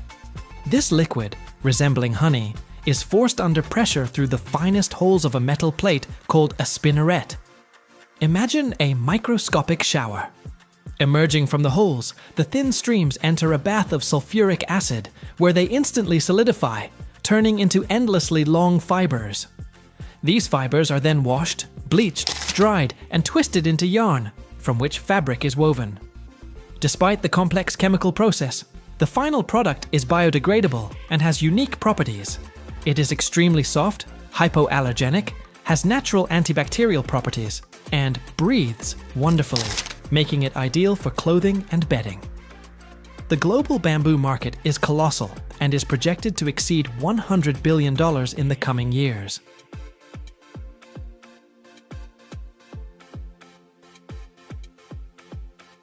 Annually, over 30 million tons of bamboo are harvested worldwide, and this figure is only growing.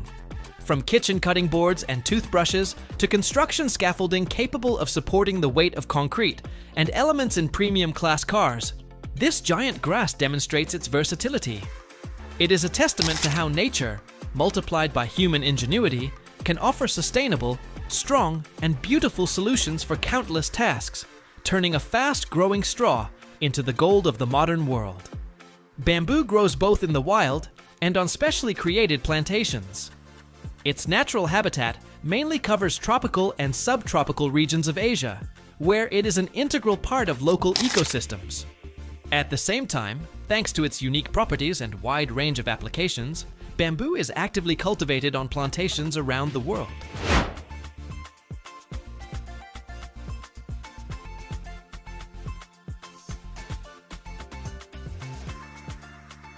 It is cultivated for the production of building materials, textiles, paper, interior items, and as a source of biomass. In the wild, there are over 1,000 species of bamboo. It is a perennial evergreen plant belonging to the grass family. Bamboo is known for its extremely fast growth. Some species can grow several tens of centimeters per day. Bamboo blooms very rarely, and after flowering and fruiting, the plant usually dies. Growing bamboo requires certain knowledge and care, including proper planting, regular watering, and choosing the right variety for specific climatic conditions. There are even ornamental types of bamboo that are grown in gardens and at home. Every year, over 65 million tons of aluminum are produced worldwide, but only 4% of it is born in the heart of the desert, at the Emirates' global aluminium plants. Here, amidst heat exceeding 1,200 degrees and power greater than that of small nations, metal travels a path from a gleaming ingot to the facades of the legendary Palm Jumeirah. Tens of thousands of tons are transformed into bridges, panoramas, and a light that never goes out. But behind this brilliance lies a story you haven't heard yet. Watch until the end, and you'll find out how this silver metal changed the face of Dubai forever.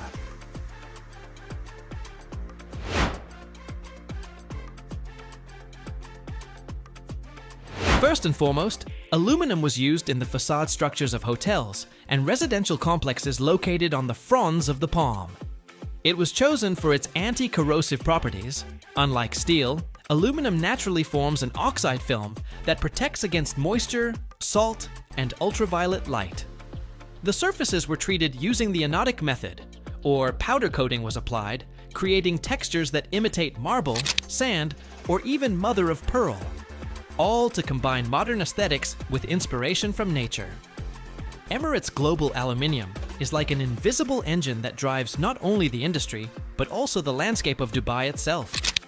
Their plant in Jebel Ali produces 1 million tons of aluminum annually, and the power station's capacity there exceeds 2,300 megawatts, like that of a small country. And the facility in Al Tawila in Abu Dhabi is even a third larger, 1,300,000 tons, and electricity, more than 3,100 megawatts. Together, these two giants produce almost 2,400,000 tons a year. That's approximately 4% of the entire global production. Palm Jumeirah, with its luxurious facades and bridges, literally lives on this metal. Some estimates suggest tens of thousands of tons were used just for the exterior surfaces, railings, lighting, and even balcony structures. It all starts with aluminum ingots, which arrive at the processing shop weighing 5,000 or 6,000 pounds each. These ingots from the smelters undergo an initial cleaning, where their surface layers are removed and they are prepared for melting. The melting furnaces operate at a temperature of 1,200 degrees Fahrenheit to turn the aluminum into a liquid, homogeneous mass. The liquid metal is poured into molds to create slabs approximately 6 inches thick, 20 feet long, and about 3 or 4 feet wide. The story of Emirates Global Aluminium is not just about numbers, it's also about over 330 different products, from sheet aluminum to forging billets. Aluminum with a purity of up to 99.96% goes into aviation, electronics, and architecture, as in the case of Palm Jumeirah. This island doesn't just consume metal, it demonstrates how it can be transformed into an environment where aesthetics and functionality go hand in hand. In addition to decorative elements, aluminum was actively used in window and balcony systems. The lightness of the material allowed for the creation of panoramic glass structures that offered views of the sea without overloading the building's foundation. Its thermal stability and ability to reflect solar rays helped reduce cooling costs, critically important in a climate where summer lasts almost all year round.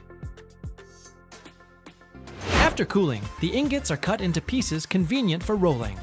Alloying elements are added to this: silicon, magnesium, manganese, to obtain alloys capable of withstanding ultraviolet light and sea salt spray for many years. Aluminum also became an integral part of infrastructure projects. Bridges between the fronds of the palm, service platforms, railings on the embankment, all of this is made from high-strength aluminum alloys. Its lightweight allowed for using fewer supports and assembling entire blocks faster without the need for additional cranes or heavy machinery. The next stage is rolling. The ingot is fed into rolling mills, where, under the pressure of rollers, it is formed into sheets with a thickness from 1/4 of an inch to 1 inch, as well as into profiles and extruded structures. These aluminum sheets can reach 15 feet in length and 4 or 6 feet in width, weighing up to 4,500 pounds for a single element. The roller of the rolling mill creates a hum. The metal is thinly drawn out and emerges as a smooth, shiny surface. Now, anti-corrosion treatment. Aluminum has a natural protection in the form of an oxide layer, but for a marine environment, additional anodic oxidation is applied. The sheets are immersed in acid baths with a temperature of 100 degrees Fahrenheit, under a voltage of up to 25 volts. Thanks to this, a thick, transparent oxide layer forms on the surface, which makes the aluminum even more resistant to salt, scratches, and ultraviolet light. After this, powder coating is applied, especially on facade panels. A stream of powder heats the sheet to 350 degrees Fahrenheit, where the powder polymerizes, creating a matte or glossy finish that can withstand 5,000 hours of salt spray. Aluminum panels and profiles, each weighing 2,500 pounds, are packed onto special ramps inside containers. To protect against temperature and moisture, the container is maintained at a temperature of 75 degrees Fahrenheit. When the cargo is ready, trailers take it to the port, where it is carefully loaded into large volume containers. One container can hold 5 tons of aluminum in various components.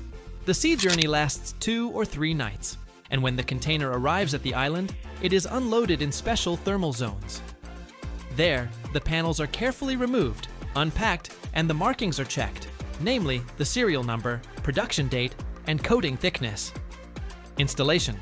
Aluminum facade panels, roofs, and decorative elements are attached to steel frames. For this, stainless steel bolts, rivets, or geodetic fasteners with an allowable deformation of 1/16 of an inch are used so that the panels can breathe under temperature changes. Workers at a height above the sea install HVAC guides, gutters, skylights, and ventilation openings, all made of lightweight aluminum. Special attention is paid to lighting.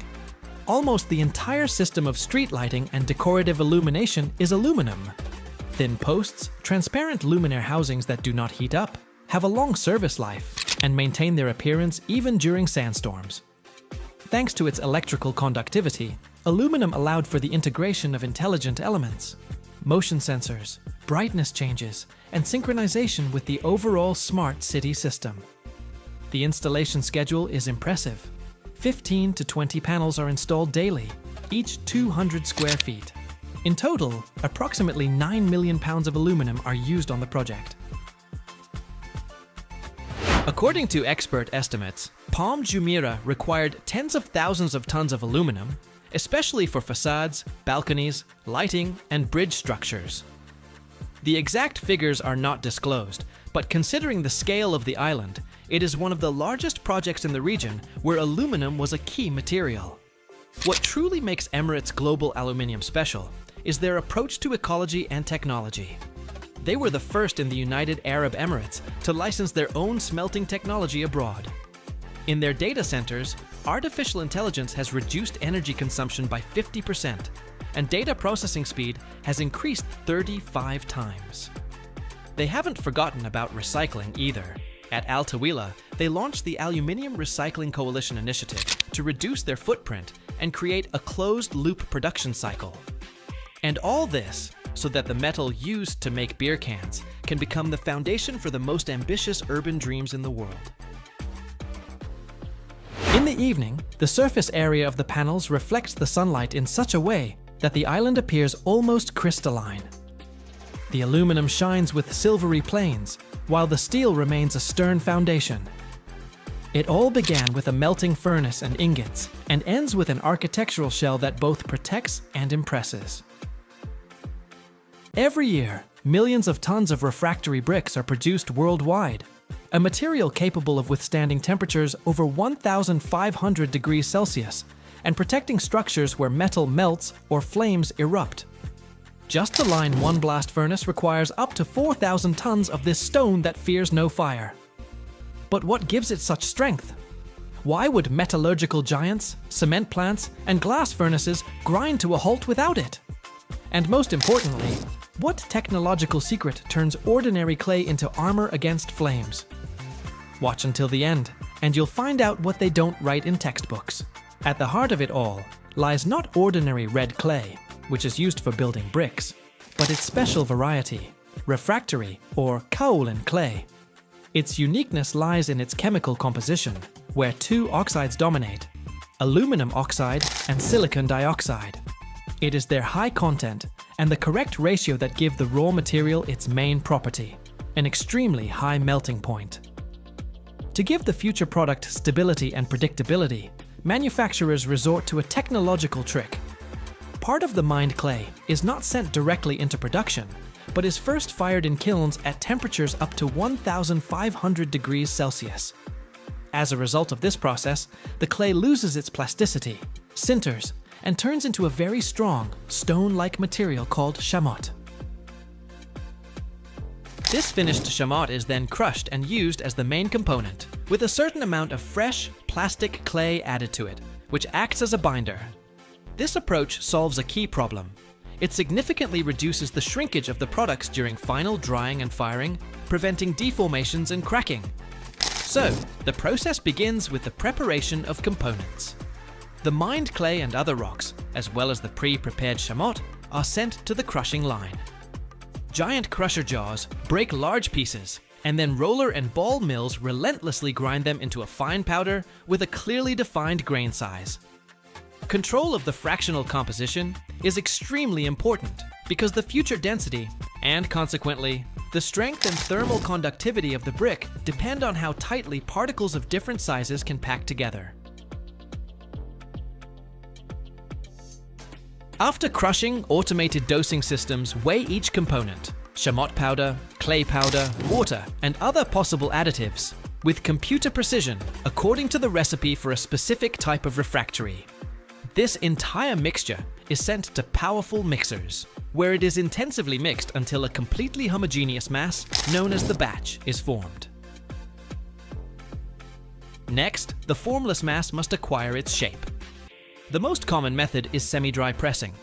The batch, containing a minimal amount of moisture, is loaded into high-strength metal molds. Then, a press exerts an enormous force, measured in hundreds of tons on it, pressing the mass into a steel die. Thanks to this colossal pressure, the particles get as close as possible, displacing air, and at the output, we get a dense, smooth block with perfect geometry, a green brick. Although it already has its shape, it is still very fragile and not resistant to moisture. The next stage requires not strength, but patience and precision. The green bricks are carefully placed on kiln cars and sent to long tunnel dryers. This is a slow and delicate stage, which can last from 1 to several days. Inside the dryer, a carefully controlled microclimate is maintained. The temperature is gradually increased, and the humidity is reduced. It is important that the moisture leaves the brick as evenly as possible from its entire thickness. Any rush or violation of the regime will lead to the outer layers drying faster than the inner ones, which will create critical internal stresses and simply tear the brick apart with cracks from the inside.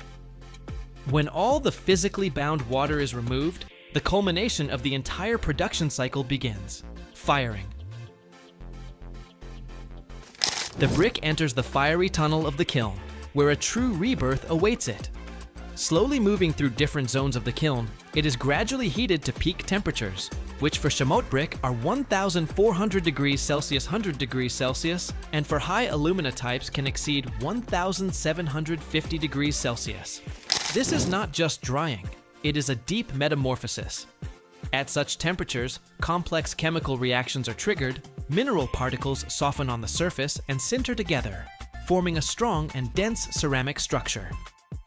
In the system of aluminum oxide and silicon dioxide, new crystalline compounds are formed. In particular, needle-like crystals of mullite, which, like reinforcement, permeate the entire structure of the brick, giving it exceptional strength and thermal stability. Having passed the peak of heating, the brick just as slowly passes through the cooling zone.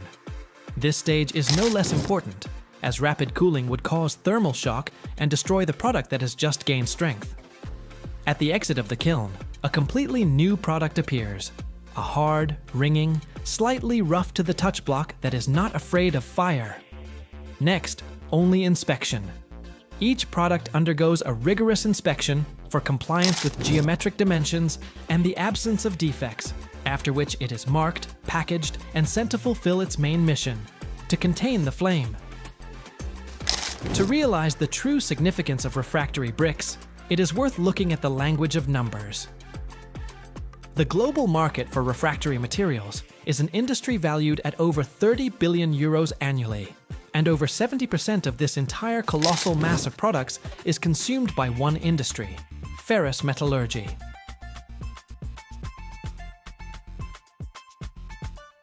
Just for the internal protective lining of one large blast furnace, it can take from 2,000 to 4,000 tons of refractories.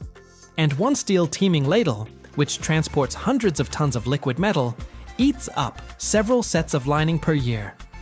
A standard chamotte brick of grade SHA5, which is the most common, weighs about 3.5 kilograms and is capable of withstanding temperatures up to 1,690 degrees Celsius.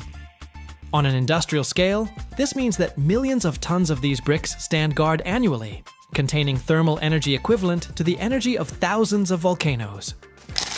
The field of application of refractory bricks is as wide as the hot processes that form the basis of our civilization. Its main consumer is, without a doubt, metallurgy.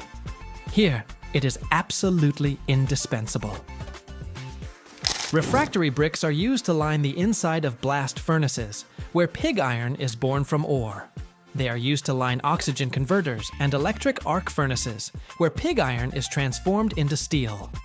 Huge steel teaming ladles that transport molten metal are also protected on the inside with a lining of refractories. Moreover, for each zone of the unit, its own special type of brick is selected, capable of withstanding not only temperature, but also the chemical aggression of the melt and slag. The second most important consumer is the cement industry. Long, several hundred meter long rotary kilns, in which cement clinker is fired at a temperature of 1,450 degrees Celsius, are completely lined on the inside with special types of refractory bricks. Without this protection, the steel shell of the kiln would burn through in a matter of minutes. The glass industry also cannot exist without refractories. Huge tank furnaces, where the glass mass is melted at a temperature of about 1,600 degrees Celsius, are lined with special, very resistant types of bricks that can withstand not only the heat, but also the aggressive chemical effects of molten glass for years. Besides these giants, refractory bricks are used in the thermal power industry for lining boilers and furnaces, in the chemical and oil refining industries for lining reactors, and in waste incineration furnaces. And of course, on a much smaller scale, we encounter it in everyday life. It is from chamotte brick that fireplaces, stoves, and chimneys are built, as it guarantees safety and durability, reliably containing the heat in the heart of our home. Every year, over 4 million tons of steel wire rope are produced worldwide, and it's these thin, shining threads that hold up bridges, elevators, lifts, and ships. But what if I told you that before becoming a rope, every wire goes through real torture acid, flame, a press, and a tension capable of tearing steel apart? In this video, we'll show you how a piece of rough wire rod is born into a perfectly smooth metal thread, capable of withstanding thousands of tons of load. And at the end, you'll learn something that even the manufacturers themselves keep hidden.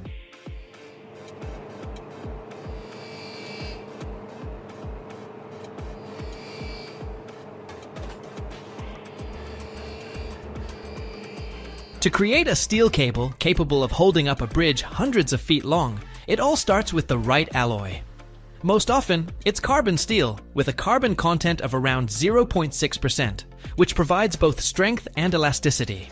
Sometimes chromium, nickel, or molybdenum are added for corrosion resistance and increased load capacity, especially for cables that need to work outdoors for decades. The metal is delivered to the factory in the form of huge steel slabs plates measuring 10 by 2 by half a foot and weighing up to 10 tons. They are heated in furnaces to 2,200 degrees Fahrenheit until the steel becomes plastic, almost like rubber. Then these red-hot billets are passed through rolling mills, turning them into long, thin rods with a diameter of approximately 0.25 inches. These are called wire rods.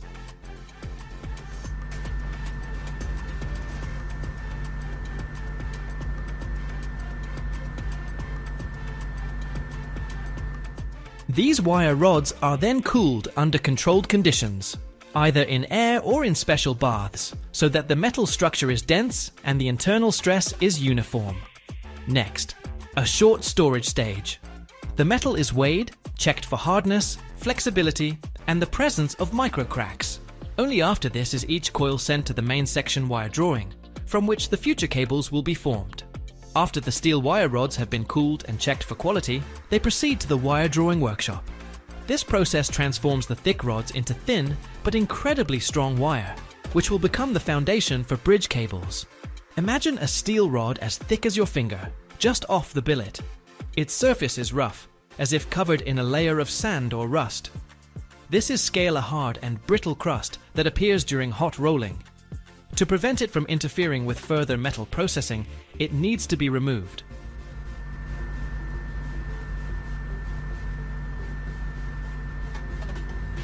To do this, the wire rod is first lowered into a bath of acid solution, usually sulfuric or hydrochloric acid. In this solution, the scale seems to flake off the metal, just like old paint peels off after being treated with solvent. Then the wire is rinsed with a large amount of water under pressure to wash away all traces of acid and dirt. To the touch after this, the metal becomes smooth and cool, like a freshly polished stone. But that's not enough. Next, the wire goes through degreasing. It's submerged in special alkaline solutions that remove any oils that might have gotten onto the surface. And only then is the clean, smooth wire, shiny and dry, ready for the next stage drawing.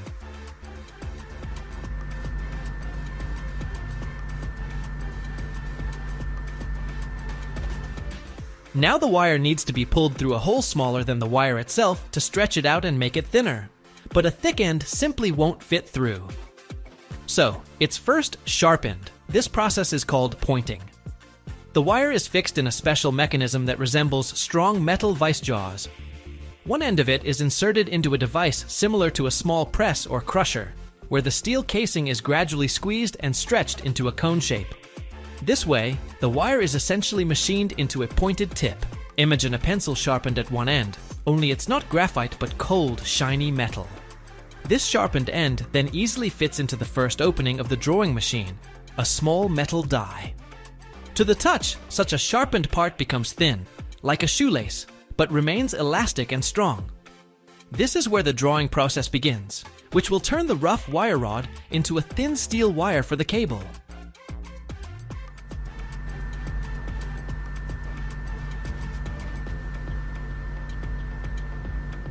Picture a shining metal strand, about the thickness of a pencil, being gradually pulled through a series of metal rings. Each of these rings is a drawing die, looking like a coin with a hole in the middle, but made of super hard material, like tungsten carbide. The holes in each die are slightly smaller than the previous ones. The whole system is arranged in a line, like beads on a thread. The wire passes through the first ring, and it compresses it, stretches it, reducing its diameter. Next, the following ring, even smaller, and the same thing happens again. The entire wire is pulled by a powerful drawing machine, resembling giant toothed rollers or high traction rollers. It constantly pulls the wire forward, maintaining tension, and thus forcing it to pass through the dies. To the touch, after several passes, the wire becomes thinner and longer, like a silvery strand of hair. The surface is smooth, cool, with a clear metallic sheen. Importantly, this entire process happens without heating. The metal remains cold. That's why it's called cold drawing. The steel gets stronger in the process. Its structure becomes denser and more durable, like a muscle that's been trained. And so, ring after ring, an ordinary wire rod transforms into a high-precision wire for a future steel cable.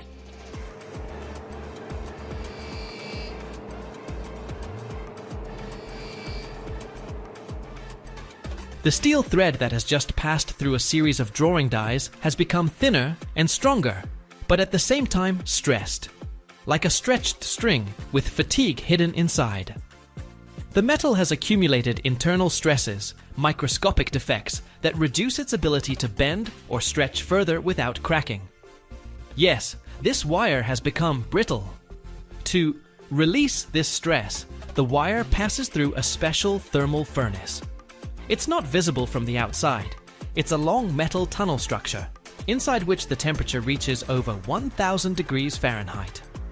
In such heat, resembling the middle of a bonfire, the wire slowly moves through the furnace, either lying on moving rollers or suspended.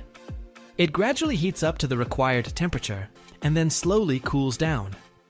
The whole process takes anywhere from a few minutes to an hour, depending on the thickness and grade of the steel.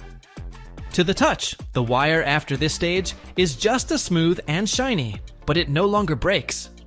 Inside the metal, its crystalline structure has rearranged itself. The stresses are relieved, plasticity is restored. Now it's ready for the next series of drawings, and it will become even thinner, stronger, and more durable. It's like giving your muscles time to recover before the next workout.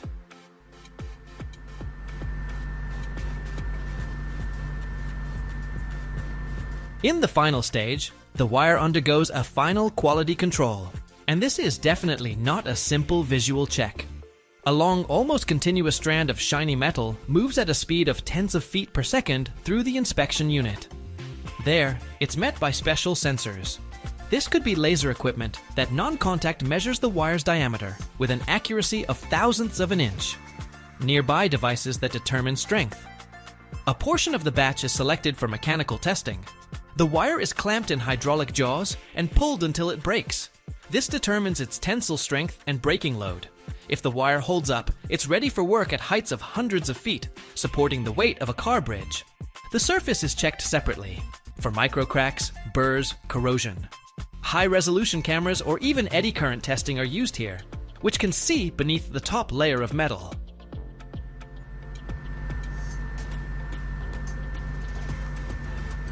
And only the wire that has passed all these tests gets the green light. It will become part of a steel cable capable of withstanding years of loads and harsh weather. This is the final touch that guarantees what arrives at the construction site is reliable, like steel itself. After inspection, the quality wire is neatly wound onto large spools. The wire passes through guide rollers and tensioning mechanisms that ensure the coils lie tightly, but not too tightly. All this happens on high-speed winding machines. Spools come in different sizes. For thin wire, they might weigh hundreds of pounds. For thicker wire, a ton or more. Then these spools head to the next stage, the actual twisting into cables. But even before this, they are sometimes coated with an anti-corrosive compound or lubricant so the wire isn't damaged during storage and transport.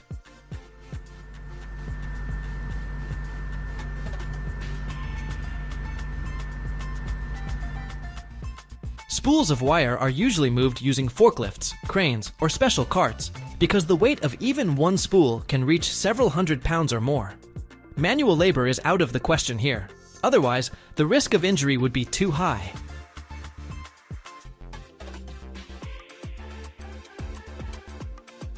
Every year, over 500,000 tons of aramid fibers are produced worldwide, and the lion's share of that belongs to Kevlar, a material that can stop a bullet, withstand heat, and save lives. But how is a golden thread, 5 times stronger than steel, born from 2 unremarkable powders? In this video, we will dive into the world of chemistry, where stainless steel reactors boil, concentrated sulfuric acid rains, and every molecule is aligned into a perfectly parallel army. Watch until the end. You will learn a hidden secret that is usually not shown even in closed laboratories.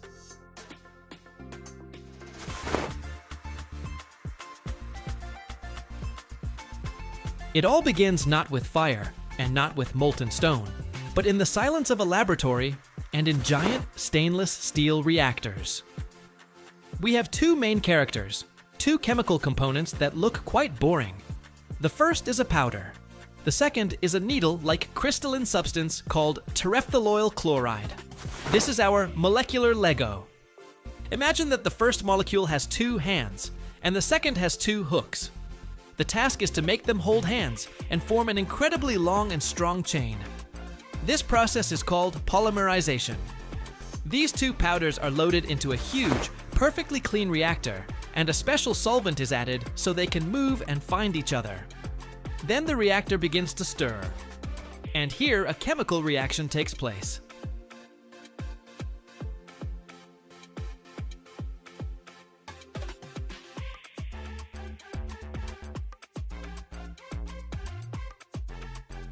The hands and hooks link up, molecule by molecule, forming a super long spaghetti-like macromolecule.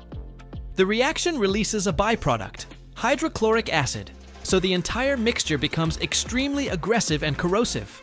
After some time, the liquid in the reactor turns into a thick, viscous, honey-like mass of a golden color. This is no longer just a mixture, it's a polymer called polyparaphenylene terephthalamide. But this is not yet Kevlar, it's just its embryo. And here the first huge problem arises. This new polymer is incredibly stubborn. Its molecules are so straight, rigid, and strongly attracted to each other that in a solvent, they immediately clump together, forming solid crystals. Our golden, thick mass is actually not a solution, but a suspension, similar to a gel, where solid particles float in a liquid. Trying to make a fiber from this is like trying to squeeze wet sand through a thin needle. It won't work.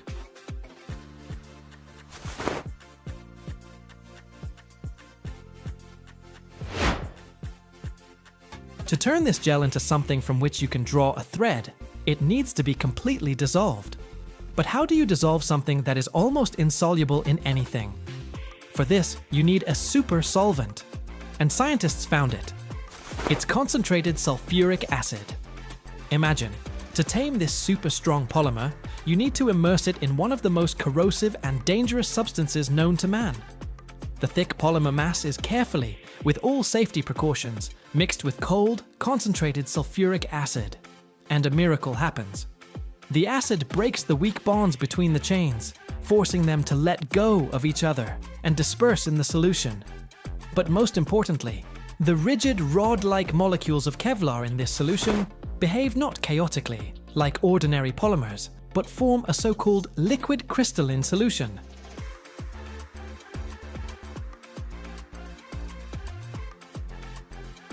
This means that they spontaneously align themselves into parallel groups, like logs floating down a river. This is a key moment. Already at this stage, while still being a liquid, the molecules begin to prepare for their future superstrength. Now this thick, viscous, resin-like liquid crystalline solution is ready to become a fiber. A process called dry jet wet spinning begins.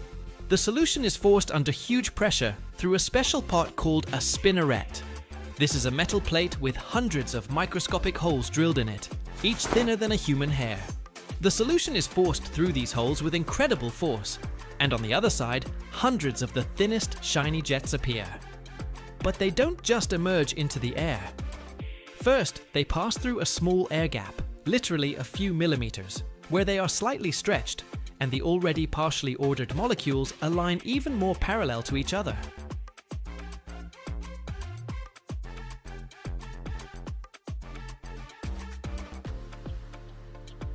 And then these still liquid threads immediately enter a coagulation bath.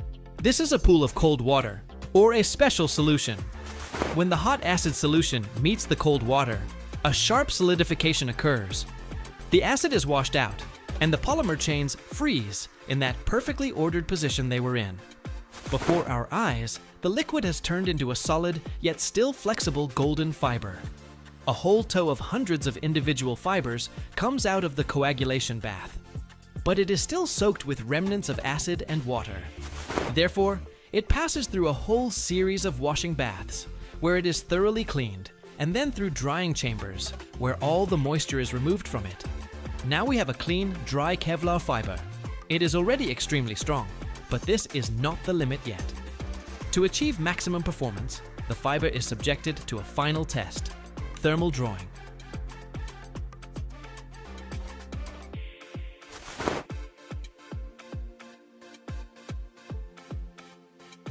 The tow of fibers is heated to a high temperature, 300 or 400 degrees Celsius, to make it slightly plastic, and passed through a system of rollers rotating at different speeds. The subsequent rollers rotate faster than the previous ones, which causes the fiber to stretch. This final stretching does something incredible at the molecular level. It eliminates any last imperfections in orientation, forcing absolutely all the long, rigid molecular chains to align in perfectly parallel lines along the fiber's axis. They are packed so tightly and orderly as is physically possible. All the force of billions of intermolecular bonds now works in one direction. It's like comparing a scattered pile of straws to a tightly twisted rope made from the same straws. It is this perfect order that gives Kevlar its legendary tensile strength. After this final workout, the fiber is cooled and wound onto huge bobbins. This is the final product, an endless, shiny, golden thread, soft to the touch, but capable of stopping a bullet. From these bobbins, it will later be woven into fabric for body armor, braided into ropes for suspension bridges, or embedded in composite materials for Formula One cars. And all this is the result of an incredibly complex journey from two simple powders to a perfectly ordered army of molecules, standing shoulder to shoulder, ready to withstand loads that seem impossible. The aramid fiber market, where Kevlar is king, is a global industry that turns over more than $3 billion a year. And this figure is constantly growing because humanity finds more and more ways to use this material where ordinary materials simply give up.